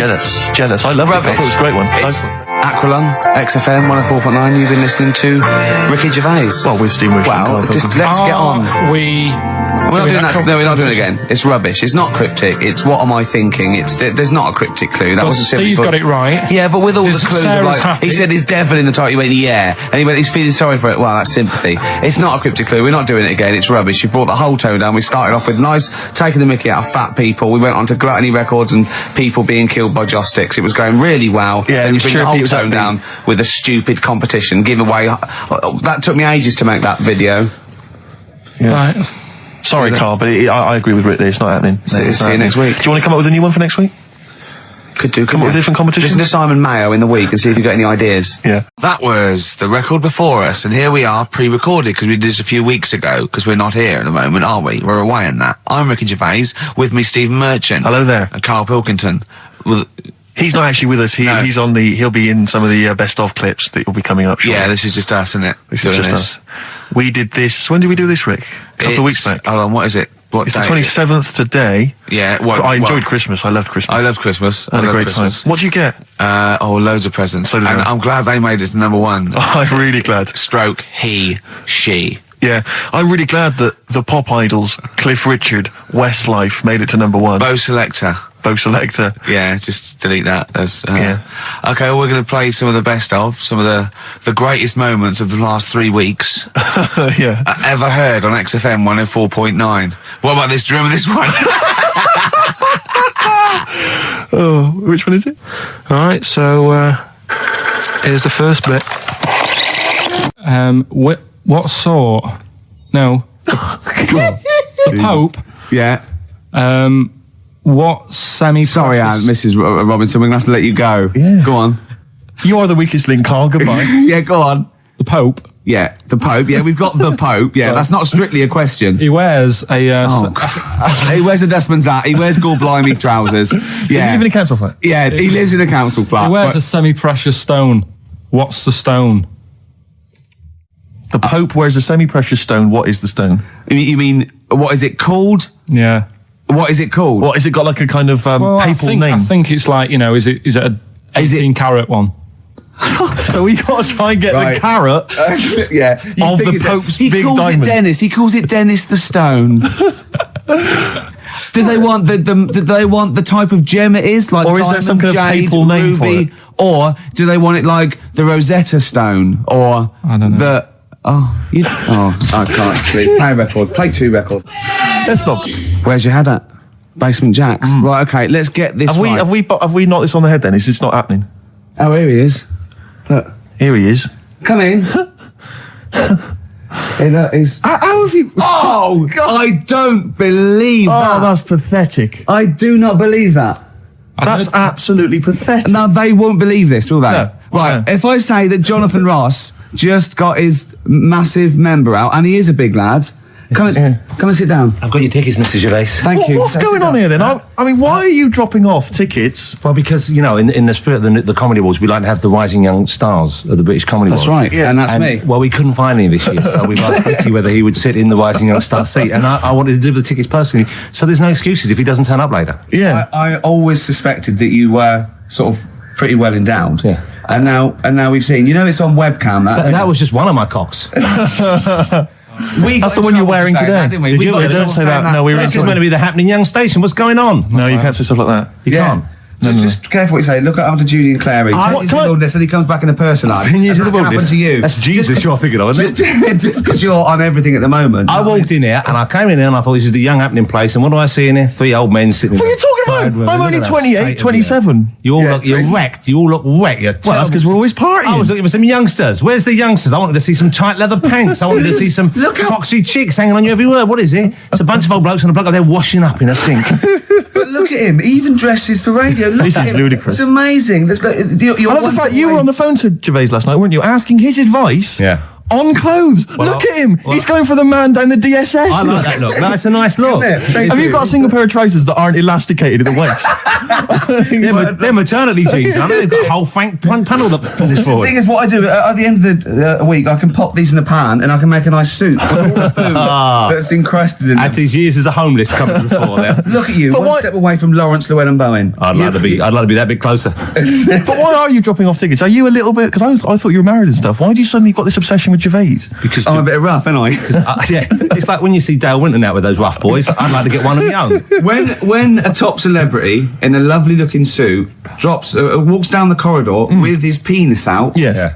I know that I'm still You attractive. know you've arrived. I was inaugurated in the same way. For me, it was Des O'Connor. It's like it's the passing on of the baton, if I may use that euphemism. and you've been battened. But it's fantastic. Well, it is a pleasure. I don't think I'm complacent just because I'm mixed with you. I still wake up and think, I don't believe it. I'm mates with Jono. Can I just point out? I was listening to the show last week and I heard you, as always, revealing a little too much about yourself, if you don't mind me saying so. Yeah. Steve, not as much as you. No, but that was just for the benefit of the room. Yeah. And talking about when you used to occasionally urinate in the sink. Yeah. When you were around my house last time and I came in and you looked a bit shifty. No, please reassure me. It was more ownership. I was like, I went to my terrace and then other people that come in and go, has Gervais been round here? It's like just marking my territory. Because my coffee the next morning had a hazelnut tang to it that I don't remember putting in. Can I just say something? Because I used to mention to you, Gervais, when we first started getting involved in the business. Yeah. I used to say, if there was one celebrity I'd like to be friends with, it's Jonathan Ross. Yeah. Lo and behold, Ricky's befriended Jonathan Ross. I'm nowhere to be seen. But Not invited round. Ricky told me that I could be his friend, providing I never extended the arm of friendship. Right. To you. Yeah, if you ever... I thought it was mad. He tries to keep everyone else down he works with, from the office, all the other shows. He tries to keep them down. I didn't even want you to come in. I wanted to meet you on the steps. Yeah. I didn't even want to tell him you were around. But you called. He went, who's that? And he saw your name come up and he went, well, can I meet him? Well, you're all coming tonight, aren't you? This isn't Radio 2, by the way. These links are way too long. This is snappy radio. We have to play... You might The be kids have lost interest. But the kids want to hear Coldplay, Catatonia, You know what I like? Faithless. How about some more of that instantly forgettable hip-hop you play each week? One of those obscure hip-hop hooey. That's the worst feature on British radio. You should be ashamed of yourself. Wait a minute, I've heard your quiz on Radio 2. I said the hip-hop's had its day. Put it away. Put it away. I'm Carl. Carl, how you doing? I'm all right. Got a question for you. Right, man. Got a question. Yeah. The Pope. Yeah. What semi-precious stone does the Pope wear? That is easy. Go on. Topaz. Is that the right answer? I don't know. I might have wrote it down. I'm really sorry, Jonathan. It's not what he publicly admits to, but I have to know because I was hanging out with him at the Groucho one night and he was saying, oh, look at this, look at that topaz, go and buy that, look at that. Vatican City. Look at that, we can make a nice ring out of that, he said. Didn't go anywhere, but thanks for asking.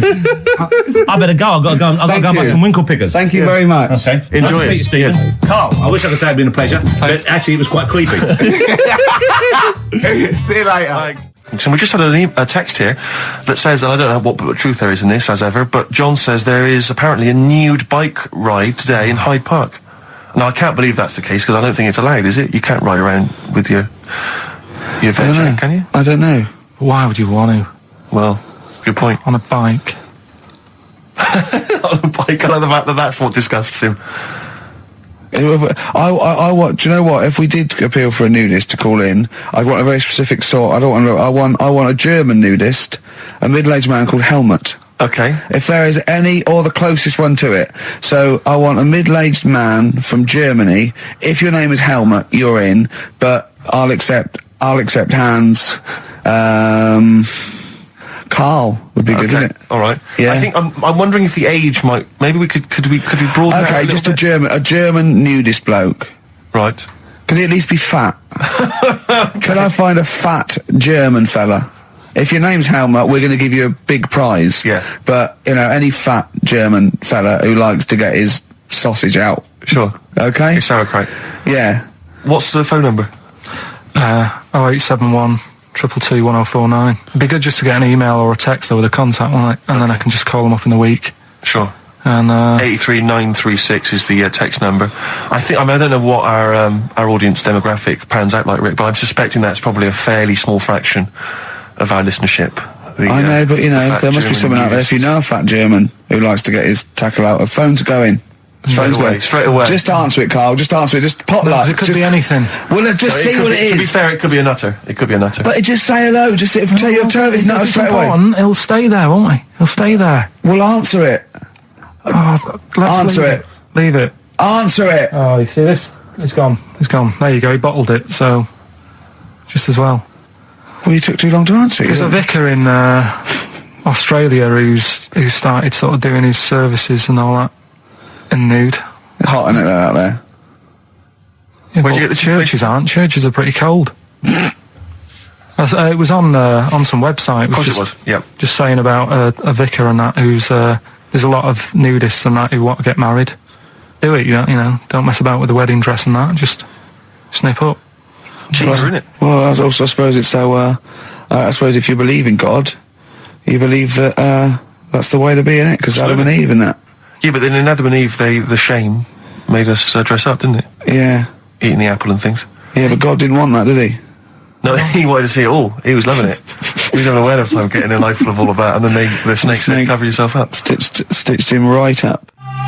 The brilliant Blur, Out of Time on XFM 104.9. One of my favourite singles of the year, and that's another thing. We'll be playing our favourite singles of the year, as well as our favourite clips of our own show. Rick, I imagine if people have got a bit of Christmas money, they're wondering what they can spend it on. Office DVD? Well, other than that, these guys have got some ideas. What, adverts? Brilliant. Ooh, those boys can rock there. That's the Guns with All Their Roses and Sweet Child of Mine. On XFM 104.9. I enjoyed that. Yeah. That was good. It rocks. I hope the audience was playing it loud like us. Yeah. Ricky Gervais, Steve Merchant, Karl Pilkington. Well, look at him yawning. How rude is that? Carl, what's wrong with you, man? Have you been up late? A little bit. Girlfriend was away, wasn't she, yesterday? Yeah, I always have a problem with that. Because you don't go to bed, do you, early? Do you know what I mean? You sort of think... I just always find that thing that if, you're used to living with someone... Yeah. One of you will go, let's go to bed, then you'll go, all right. But when you're on your own, you go... You just forget to go to bed. I just stay up. Okay, stop eating now, Carl. You've ate all the food. That's just a plate. All right. Okay. Yeah. No, I stayed up and watched... there was a thing on about Dracula. Right. What, Dracula? And I found a flaw in it. Go on. Not the fact that he's the living dead and and drinks blood to stay alive and he doesn't reflect. And he can turn into a bat. Well, and you can go on. The mirror thing, you can't look in mirrors, can he? Well, he can look in mirrors, but he can't see himself in a mirror. Yeah. That still doesn't work. Go on. It doesn't work at all, Carl. It doesn't work Go anyway. on. Well, centre parting's always really neat. His centre parting's always really how does he do it if he can't look in the mirror? Blood on the floor or something it was called. Rubbish. I love the flaw in the Dracula film is that his centre parting's too neat. How did he do it without a mirror? Oh. Was it a documentary about Dracula? No, there was the real Dracula. Yeah, the real Dracula. It's just a film. It had blood on the floor or something. It's called. Yeah. It's rubbish. We had a little lunch yesterday, didn't we? We did indeed. That was a nightmare. Yeah. I hate going out with you two. I was explaining to Carl, right? I like to excite Carl's imagination, right? And if it involves chimps or monkeys, all the better. Brains he likes, parts of the body, deformity. I know where to, what buttons to push. And I told him about this thing. I don't know if any of you out there know about this, but there's an experiment they did in the 50s, a clinical psychology experiment where there's your two hemispheres of the brain, okay? They're joined by a thing called the corpus callosum, right? Which is just a little flap of skin, like a little scarlet lead that joins your two hemispheres. And what they did, they cut that in half, and they thought it was a cure for schizophrenia, but what it turned out to be, or epilepsy, I think, I can't remember, was that your two sides of your brains didn't function together. You couldn't get information. I was telling Carl all this thing, and one of the things I told him was that they did it on a monkey, and it fought itself over a nut. Like its right arm was connected, by its left lobe of the brain, and it was fighting over itself. And Carl went, instead of thinking this is amazing experiment, he went, would it have been happy if you'd given it two nuts? Yeah, I know. Well, you started off by explaining it, and I remember you mentioned, because I was watching the two of you as you were describing it to me, you said, of course, one side of the brain deals with symbolism, and as you said the word symbolism, I noticed Carl drift away from looking at you, pick up his mobile phone, and start pressing buttons randomly. And I thought it was the word symbolism that got him. And I noticed it took you just a moment longer. And I think the first thing you said was, when did I lose you? Yeah, I knew I'd lost him. It's extraordinary. And he doesn't even try to disguise it. I said nomenclature at one point as well. Right, yeah. And I knew I was dicing with death there. Yeah. But I told you tried to look it up, didn't you, on the web? You didn't find anything about it, did you? The spelling of it's, what is it again? What's the word? Corpus callosum. Yeah, so I couldn't do it. No, there's no point. Don't bother. Give up. Don't bother. So if anyone knows any interesting facts about that, but yours hasn't been cut in half, has it, Carl? That would, again, might explain something. I'll tell you what we will be talking about later. I don't know if you're sort of aware of them, Steve. Go on. Bonobos. Oh, I don't know much about bonobos. I told him about them. He was looking for stuff. I said, put in bonobo. He was having no luck with chimp. And they're a form of chimpanzee, but they're even closer to us, evolutionarily speaking. They've got their social groups are more like ours. They're more intelligent, and he was loving it, weren't you? So is it human bonobo Karl? Is that how it works on the evolutionary ladder? Chimp Karl. Yeah. Talking about him. So we're talking about bonobos. You're excited about that? Yeah, That's coming up in Monkey News? No, I think it's a bit of a monkey bonus. Because my auntie Nora, she same thing, pumped her with loads of drugs. She used to have a cabinet next to the bed is like boots. She's got loads of stuff, right, for all sorts of stuff. And I mean, she's not that old, but she's on loads of stuff, right? She's a bit coked up, is she? She called up my mum once. And, you told us this. Go on, tell it again. And she said, "Oh, how are you doing?" And that. She's all right. Bit worried though. My mum said, "Why? What's up?" She said, "I've been breaking wind." So she goes, "Well, you know." She says, "No, but this one is going on and on and on." And she was like, she was like, what do you say? What's like passing wind, farting for 5 minutes. one thing, not like, you know, trumping and then nothing. Yeah. Continuous drone of a fart. Yeah. I don't think she had. How big was she? She must be the size of a barn. No, she's not that big. She's good for her age. No, but I mean, quite slim. No, but fighting for 5 minutes. Where's all the gas? Was she circular breathing? Was she sucking it in with her mouth? It was just, I don't know that much about it. But she called up my mum about 2.5 minutes in. Could you hear it in the background? 2.5 minutes in. 2.5 minutes in, she called my mum up, and it went on for a further 2.5 minutes. Oh, and she just stayed on the phone. Did she? Where was going? Can you hear that? Well, did she hold the phone next to her arse? Listen to that. She was off the ground. I'm trying to work a tune down. she was actually hovering. She was 4 foot off the ground when they found her. The ambulance men. The cat's dead. Don't light a match. Don't light that cigarette. Yeah, it's like that advert. The kids come home from school, switch on the light. Yeah. Then they see Granny hovering. Turn the light on. Be careful if you have an elderly woman at home. Yeah. Drugs make you fart. So that's what I'm saying, you know, just let these people... What are you saying? No, what are you saying? I'm saying let people enjoy the life they've got left. No, you're not. You're saying don't put them in hospital, leave them at home to die. No, I'm not. Give them a Rubik's Cube and let them die. That's what you're saying. Yeah, I'll tell you something now, right? Steve, I'll tell you something. I didn't want to do it because it brings the show down, but she did die. Who, the blue-handed lady? Yeah. How do you know? Because I said to my dad, how's the woman next door? She said, oh, she went last night. They've got an old fella in there now. God. So, there you go. So, wouldn't it have been better to leave her at home where her friends and family can call and speak to her, even nip that round if they want, you know, with a cat, I imagine. No, it's definitely a cat now. What was that cat's called that you imagine? Probably, I'm seeing like a big ginger one, so I don't know, something like, I don't know, maybe ginger or whatever.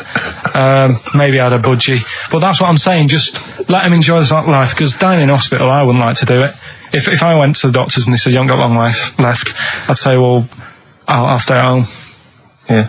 And that's the point I'm getting at. Yeah. Right? If you can't do anything for them, let them enjoy their life. Yeah, a Rubik's Cube. Right.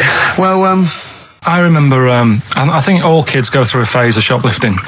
Well. And when I was going through it, I used to just little things, just like magic markers and magazines, Mars bars, that sort of thing. Yeah. And one day, right, my mate, Anthony, his mum called up my mum and said, I've got to meet up with you. I've got to have a word with you. And she said, what about? She said, I don't want to talk about it over the phone. So she goes, oh, right. Well, yeah, come round tonight then.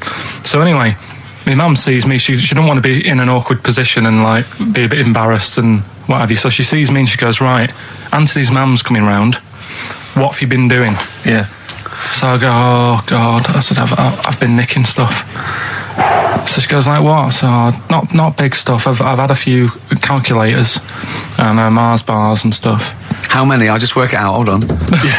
Works out at 7.2 per day.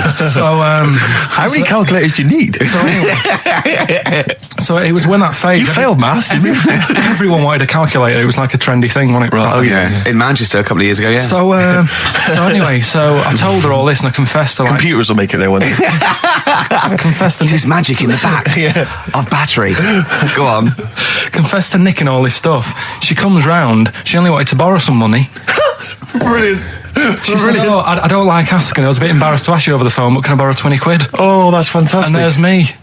That's great. And it's similar sort of thing to yours. And did you? And he went, hold on, I'm going to work out the interest on that. I banked 10%. She'll owe you £4.40. Yeah. So your mum was a loan shark.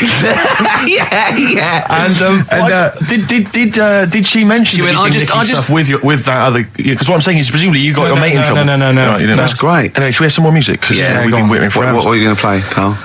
We've got the Cooper Temple Clause lined up. Brilliant. Probably you're thinking, Rick, isn't it time that we do our usual roundup of what's been happening in the news? Yeah. Which we always do every week. Yeah. We always do something, which is, I mean, basically, if you're listening and you're a new listener, say you work at a newspaper, we always try to be informative, just try and put stuff out there that just educates people, informs What are you people. thinking? Well, I said Monkey News is coming up, but what have you got? No, I was just looking on the net there and just found a couple of quite important news stories, probably worth mentioning.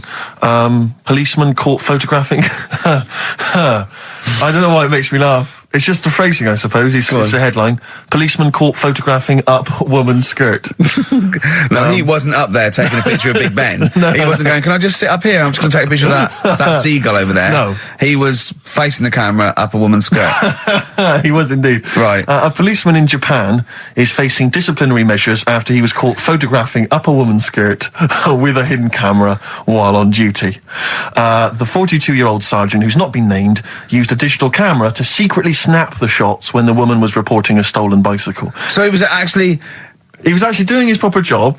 He'd obviously thought to himself, I'll bring him a digital camera today. On the off chance a beautiful woman comes in to report a crime or robbery, I'll have it ready, I'll have it positioned, in such a way. But this is interesting. This is how he got caught. Okay? The woman became suspicious after she saw a flash go off. brilliant. I mean, this not so secret at all. Sorry, did I just see your shoe? Your shoe just seemed to just spring into life. There was light. There was light. Yeah, I think I've had someone set fire to some magnesium that was on the end of it. It won't happen again. But it's only you and I in here, and your shoe was just suddenly lit. Why are you standing like that? Why is your shoe just sort of like between my feet? There's no reason. This is how I always stand. What did the bike look like? Flash? So, are you taking pictures of my family? No. And no, I'm not. And you should be wearing knickers anyway. Well, how do you know that? What? How did you know I'm not? How did I know what? I'm not wearing any. I didn't know you. I don't know what you've got up there. Well, I don't know what it looks like, and there's no way I could. Of course, it would be roughly that conversation in Japanese. I know, yeah. This is the Best Of Show on XFM 104.9. I'm Ricky Gervais, with me Stephen Merchant. Yes. I hope you're enjoying the Best Of. I'm amazed that these are the highlights and that we've strung it out this long, Rick. But the good thing about this is, we're not here, we recorded this a couple of weeks ago, just the links, right?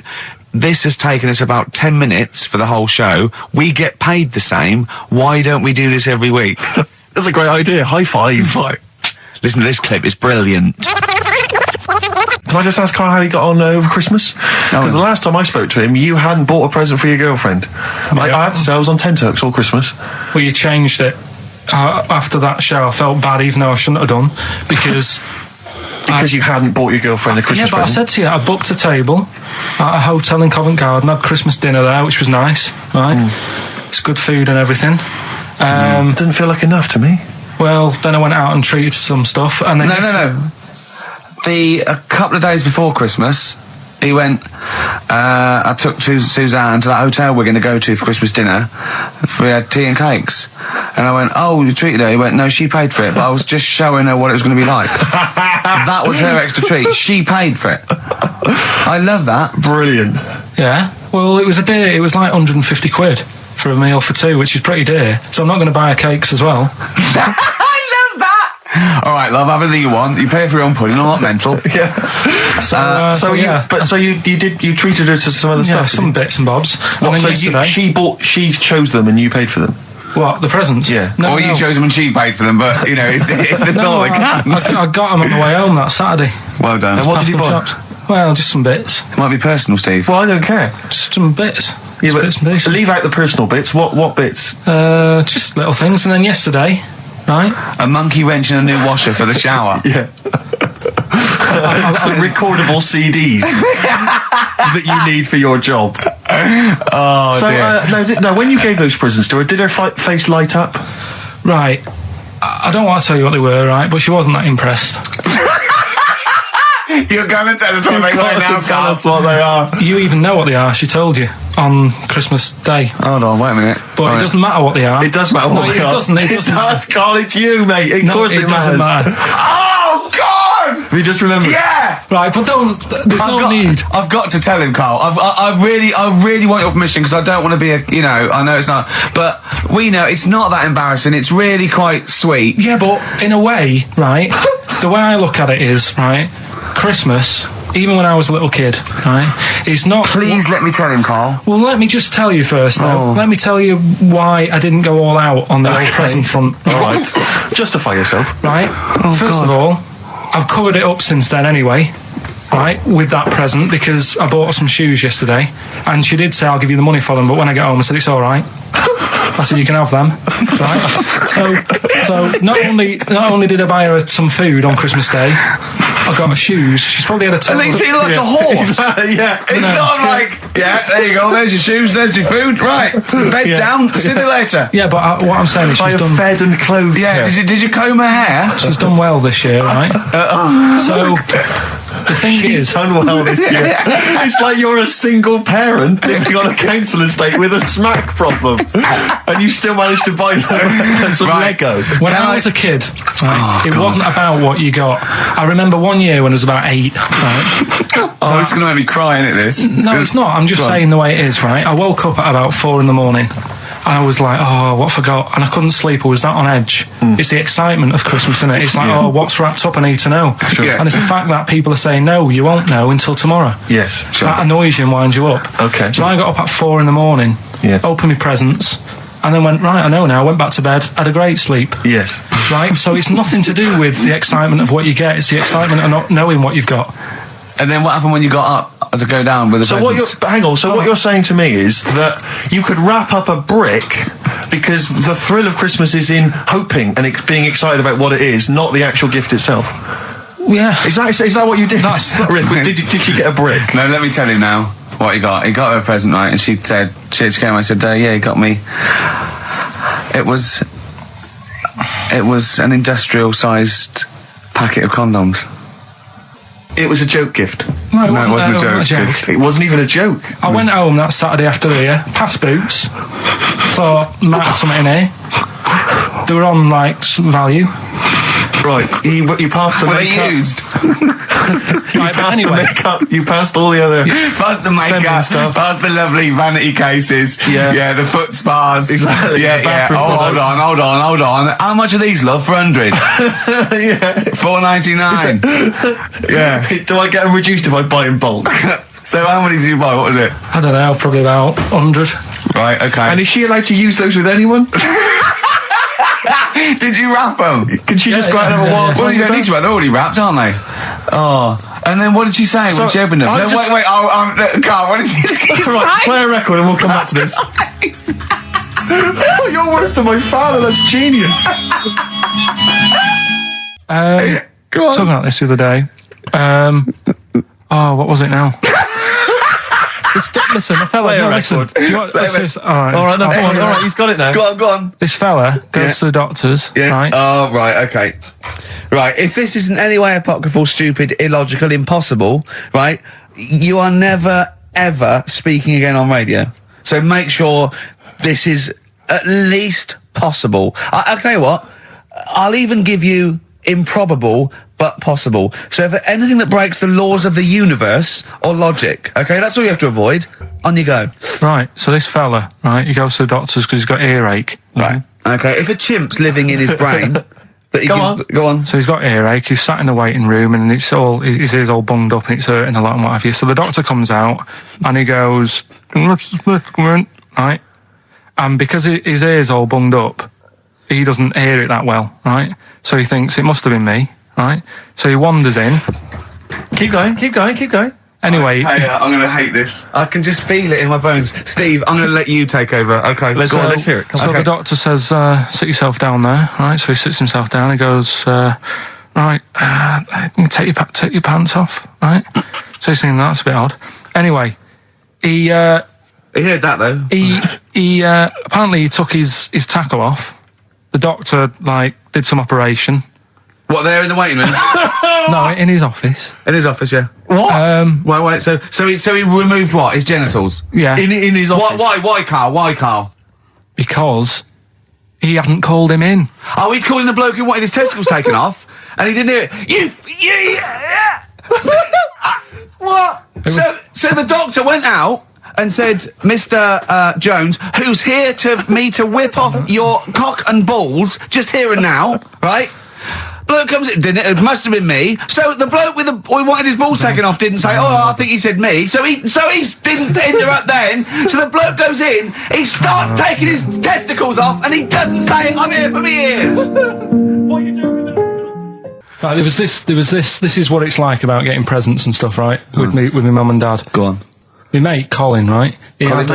No, Colin Bailey. Oh, right? yeah. He had a little Sinclair Spectrum, right? Yeah. Computer, which was like the thing to have at that time, right? Yeah. Used to always go round to his house. The deal was Not the one you had to play through the window because you weren't allowed. No, that's another lad. Oh, right? yeah. This is a different lad, and the deal was he came to our house, and my mum gave him a pie, and then I'd go round to his, and I'd stay there for a few hours playing, Hungry Horace and stuff like that on it. Sure. Right? Now, my mum and dad knew that I really wanted one of these computers, right? So I waited about a year. Came round to Christmas Day. I thought, I reckon might have one. Turned out they bought me the wrong one. They bought me a ZX81 instead of a Spectrum, right? And Christmas Day, I'm there trying to load the games up. It's not working. I'm thinking, what's wrong, right? And the thing with me when I was a kid, I used to get quite sort of agitated. This is the moment. Right? I found out that he needed a RAM pack to make it work, right? Looking in the thing and it's saying, and make sure you put your RAM pack in the back. And I was like, oh, where's the RAM pack? And my dad's going, I don't know, I've got you the main bit. That's it. So, I was that wound up, I just was sick, right? Just sick. I didn't feel sick or anything, I just was like, oh God. Went to the sink, just sick. Because I was that on edge about it. I said, come on, we've got to get one. And my dad's like, Tandy's shut, we're not gonna get anything today. Ruined again, Christmas Day. That was after the year when my train set got blown up by our kid. Following year, no RAM pack. And now you ask me why don't I get good presents? He's scarred. He just I'm gonna die. Honestly, I'm gonna die. He's just screaming sick. Yeah. There's no RAM pack. What? Did you get to the bottom of it? Why wasn't there a RAM pack? You have to buy them separate. Oh, okay. What do you mean I can't play Frogger? Oh no. So, wasn't there another incident when you threw up? Spontaneously threw up? Through sheer anxiety? I do get it. It's not so much now because I've relaxed a bit, but as a kid I used to be quite on edge all the time with certain things. Do you think that's what happened to your cat that kept being sick? That it didn't get the food it wanted? And it just threw up? Do you remember that? Yeah. God, so they shaved it. Look at Gervais with me, Steve and Carl. Carl, why have you got a headache? You got a headache? Just a bit stressful because the moves on this week. Are you leaving house? Oh, by the way, the XFM listeners came round to my house and bought the futon and table. Did they? Were they happy with it? Quite normal. They were well happy. Yeah. Couldn't believe the luck with it. What do you mean quite normal? What do you mean quite normal? Well, it's always a bit scared, isn't it, getting people round. I imagine they were scared. And were they excited to see you? Could you tell that they were pretty pleased to see you? No, I don't think so. I mean, you're Karl Pilkington. Yeah, but the fellas sort of, they brought the whole family round, which was a bit odd. Well, it's not often they get the chance to visit a living creek. Anyway, they were nice. And you're moving now, yeah? He said he phoned me up today. It was absolutely tipping it down. Right? He had to cycle in, right? Because he said, because of the move, he doesn't want to leave his bike round there. Right? And he said, and Suzanne, I can't say this in case he's listening, can I? He won't know. He said Suzanne's hired the oldest removal man in London. You should hear him. And the thing is, right, we booked him because everyone else happened to be booked out, but this fella's free, right? So he called up this morning. I've never spoke to him, but he was on the phone. He sounded about 90. Yeah. Carl thinks that he's going to have to do all the work. And the thing is, right, it seems he only wanted some Werther originals. Right, listen. it seemed to be cheap because it's £50 an hour. But how long is it going to take him? Yeah. Oh, that's genius. When's the move on then? When's the? He's coming round. He came round today to bring some empty boxes, and he was struggling with them.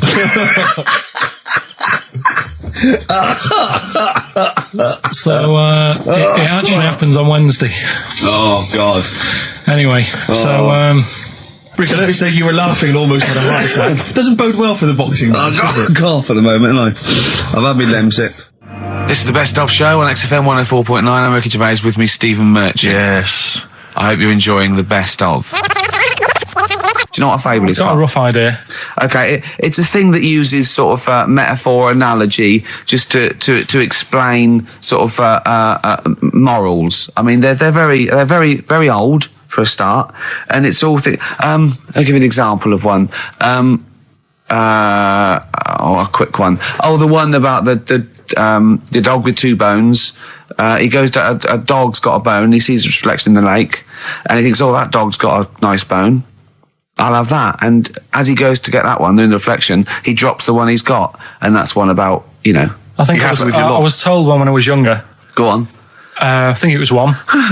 This young lad, he's got a dog, right, and he's about 8 years old, and this dog, he's had it since he was about 4, and it's a bit tired now, and he chucks sticks for it, and it doesn't go for it, and he's saying to his mum, "Oh, I want a new dog because this one's useless. It doesn't do what it doesn't have any fun with me." So they say, "Oh no, but Rover's a good little dog. You should look after it." And he's like, "Oh, I don't like it. I want a new one." So they buy him a new puppy. And it's running around, yapping about, and he's loving it, and he's playing around with it in the grass. And then one day he goes to the park, and he's messing about and rolling about with it, and he falls into the lake, right? And the little puppy's like yapping at him, and he's going, "Help me, help me!" The little dog's yapping, and then the old dog comes and gets his collar, and it pulls him out of the lake, and he goes, "Oh God, why did I forget about you? You're the better dog." And he loved that one again rather than the puppy. I got a feeling that was Lassie. Well, yeah, that was an episode of Lassie. What's the moral? What's the moral there, Carl? What's that telling? What's that explaining through analogy? Sort of, don't forget the old. Look after old people. I remember there was one I heard once about a young boy who got trapped in a lake inside a cage. But he loved his trainers so much. He wasn't going to get them wet. But even though he had to get out there, and even though he thought that was the important thing because it's material value, he actually drowned, and the trainers were no good to him then. Got some new ideas for you. Go on. Well, they've all been blinders in the past. Go on. Did you do any competitions when I was away? Did we? I think we did, didn't we? Did we give away a DVD? Did we? Yeah, we did. Yeah, go on. Yeah, right. Go on. Anyway. Well, I thought some... This isn't like radio, is it, as we know it? This is just people talking. If the mic's on, it's luck. Yeah. If anyone's listening, I've no idea what they think of this show. It's not a show. Not in the traditional sense. No. Okay, then you're going to change with that, Carl. Because a show suggests a certain form of presentation. Yeah. A certain pride. And when we do present it... dare I say it, some planning. Yeah, and when we do, it's ruined by pressing the wrong button. Yeah, but I've got some planning here. Go on, then. Quizzes. What I did was when I was on holiday. Yeah. Right. You said come up with a new idea, right? So the best way of coming up with ideas is sort of thinking, sort of nicking a TV show name and then twisting it a bit. Yeah. So. Or just rip off Simon Mayo's idea completely. That's good advice for anyone out there. I didn't. Yeah. If you're interested in ideas. Carl is presently running a course writing for TV. Yeah. And that's the lesson 1, isn't it? Just rip something else off. Just do it and change the title slightly. Yeah. Well, go on. This one I haven't really got. I don't know what to do on the game, but I'm thinking strike it, Ricky. That's all you've got. That's what you've come up with. How long did that take? What is that? I just thought it sounded a bit like Lucky. Forget that one then. Yeah, forget that one. Okay, yeah. Well, no, good. No, we all have hits and misses. Even Spielberg's, not all his films, can hit the. Go on. Right. No, okay, no, it's good. Go on. Yeah. Remember Big Brother? Yeah. Do I remember Big Brother? No, go on. Big Mother, right? You call in. If your mum's heavy, you win a CD. What do you mean? How can you prove that? All right, forget that. Right, here's one. Right, good one. No. Yeah, no. The Price is Right, remember that? Yeah. Right. The Price is Ricky? No. the rice is right. And what I do, I read from an Indian menu and a Chinese menu. You tell me whether you have pilau or egg fried. He's a genius, isn't he? He really is a modern. that one.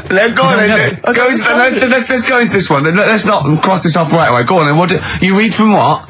Well, I'll get a couple of menus from like an Indian and a Chinese takeaway. Yeah. And I'll go like, chicken korma. Well, could I just suggest that as it's an Indian, it'll be pilau, and anything you read out that is... Yeah, but you don't know which one I'm reading from. What, the chicken korma's Indian, isn't it? Yeah, so you go pilau. But then Well, then you might as well say Indian or Chinese. No, because then the name wouldn't work. The rice is right. Okay, yeah, I forgot you're working for the title backwards, aren't you? Okay, yeah. Okay. I'm so confused. I don't know where I am or what day it is. A programme that they've been in on Channel 4, right? Can you cross that out? We're not doing The Rice Is Right I either. don't understand The Rice Is Right. No, go on. I'll tell you that later. We'll have a game in the office, right? A game that they've been in on Channel 4, but has got really big viewing figures. Well, obviously not. Right. Or they wouldn't be binning it. Go on. Do you know 15 to 1? Yeah. They're getting rid of that, right? Are they? I'm thinking 15 Taiwan. Get some items that are made in Taiwan, right? Get 15 items, and I say what they are, and then you go, oh, I bet it's the vase. Or something. That's the one that's made in Taiwan. Yeah. Can you just explain that again very quickly? No, don't go. Cross it out. Forget that. Cross it out. 15 Taiwan. Tell you a job I don't like. What? I wouldn't want to be doing. The woman, there's a little woman who sits in the little snack stall on Finchley Road station. Yeah. And I don't know how to describe it really. She is surrounded by snacks.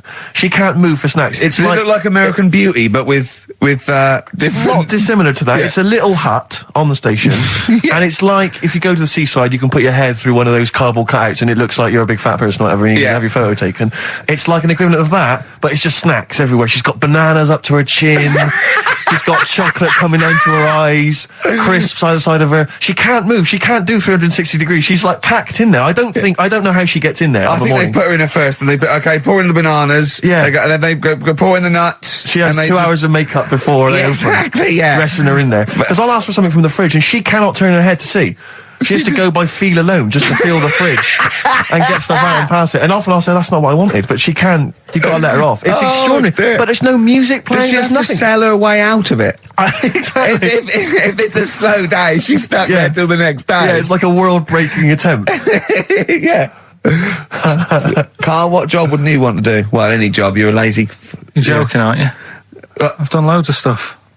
I'm quite happy now doing what I'm doing. Yeah? You look happy. I think You sound happy. Yeah, I mean, calm down. You're on drugs. I'm all right. Are you on E? Before England have won and that. I'm happy for them. Yeah, go on. Happy for them. I'm happy in that. Yeah. What do you mean happy for them? We are England. Happy for us. Yeah. I mean, we didn't play. I did very little towards it. No. It was mainly Johnny Wilkinson. Yeah, I barely contributed. Switching on the TV was about as much as I did. Exactly. And shouting, "Come on!" Yeah. Talking about jobs and that, though, I was reading the other day about rubbish jobs that people have had and stuff. I haven't got time when I'm at work, man. I just get on with it. I'm not squiddly diddly. Fingers in pies, different jobs. Go on. Do you know Ivor the Terrible? Ivan. His Russian. Yeah, that was the Welsh fella. It was bloody awful, but not as bad as his Russian cousin, Ivan. Yeah. Go on. He had a fella doing some work for him. Right, this fella built his house. After it was done, right, the terrible fella was like, fella Ivan. He was going, "Oh, it's brilliant. You've done a good job there. Yeah. I don't want you to build another one like that." Took his eyes out. Just stopped him making an house like that. One? Blimey. That's bad, isn't it? Why didn't he take away his trowel? Then he could have seen, but he couldn't have built a house without a trowel. You can't build a house without a trowel. Yeah. I suppose he probably later thought that once he'd been nicknamed Ivan the Terrible. Yeah. He thought, why? Because you gouge people's eyes out. Yeah, but I didn't want to build another house. I know, but take his trowel away. What would I have been then? Ivan the Crafty at most. Exactly, yeah. Ivan the Jealous, Ivan the spoilt brat. But Gout someone's eyes. That is bloody terrible. I'm surprised you're not called Ivan the... Do you know what I mean? Yeah, you're going to go down in history like with Vlad the Impaler. Yeah. He's mainly remembered for impaling people. Yeah, he did a lot of other stuff. Did a load of great charity work he did. The impaling is the thing that's really gone down in history.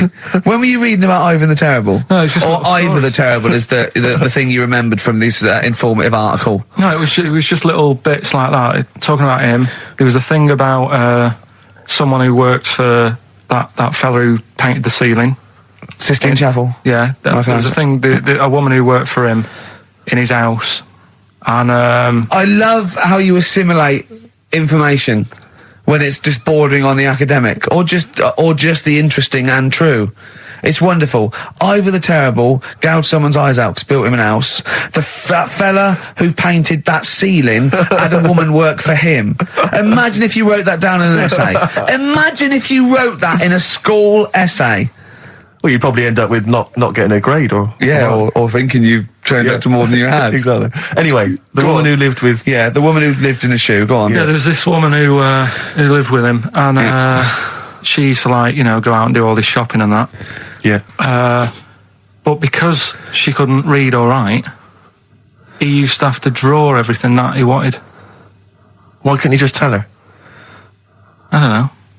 No, wait. That's an excellent point. Could she talk?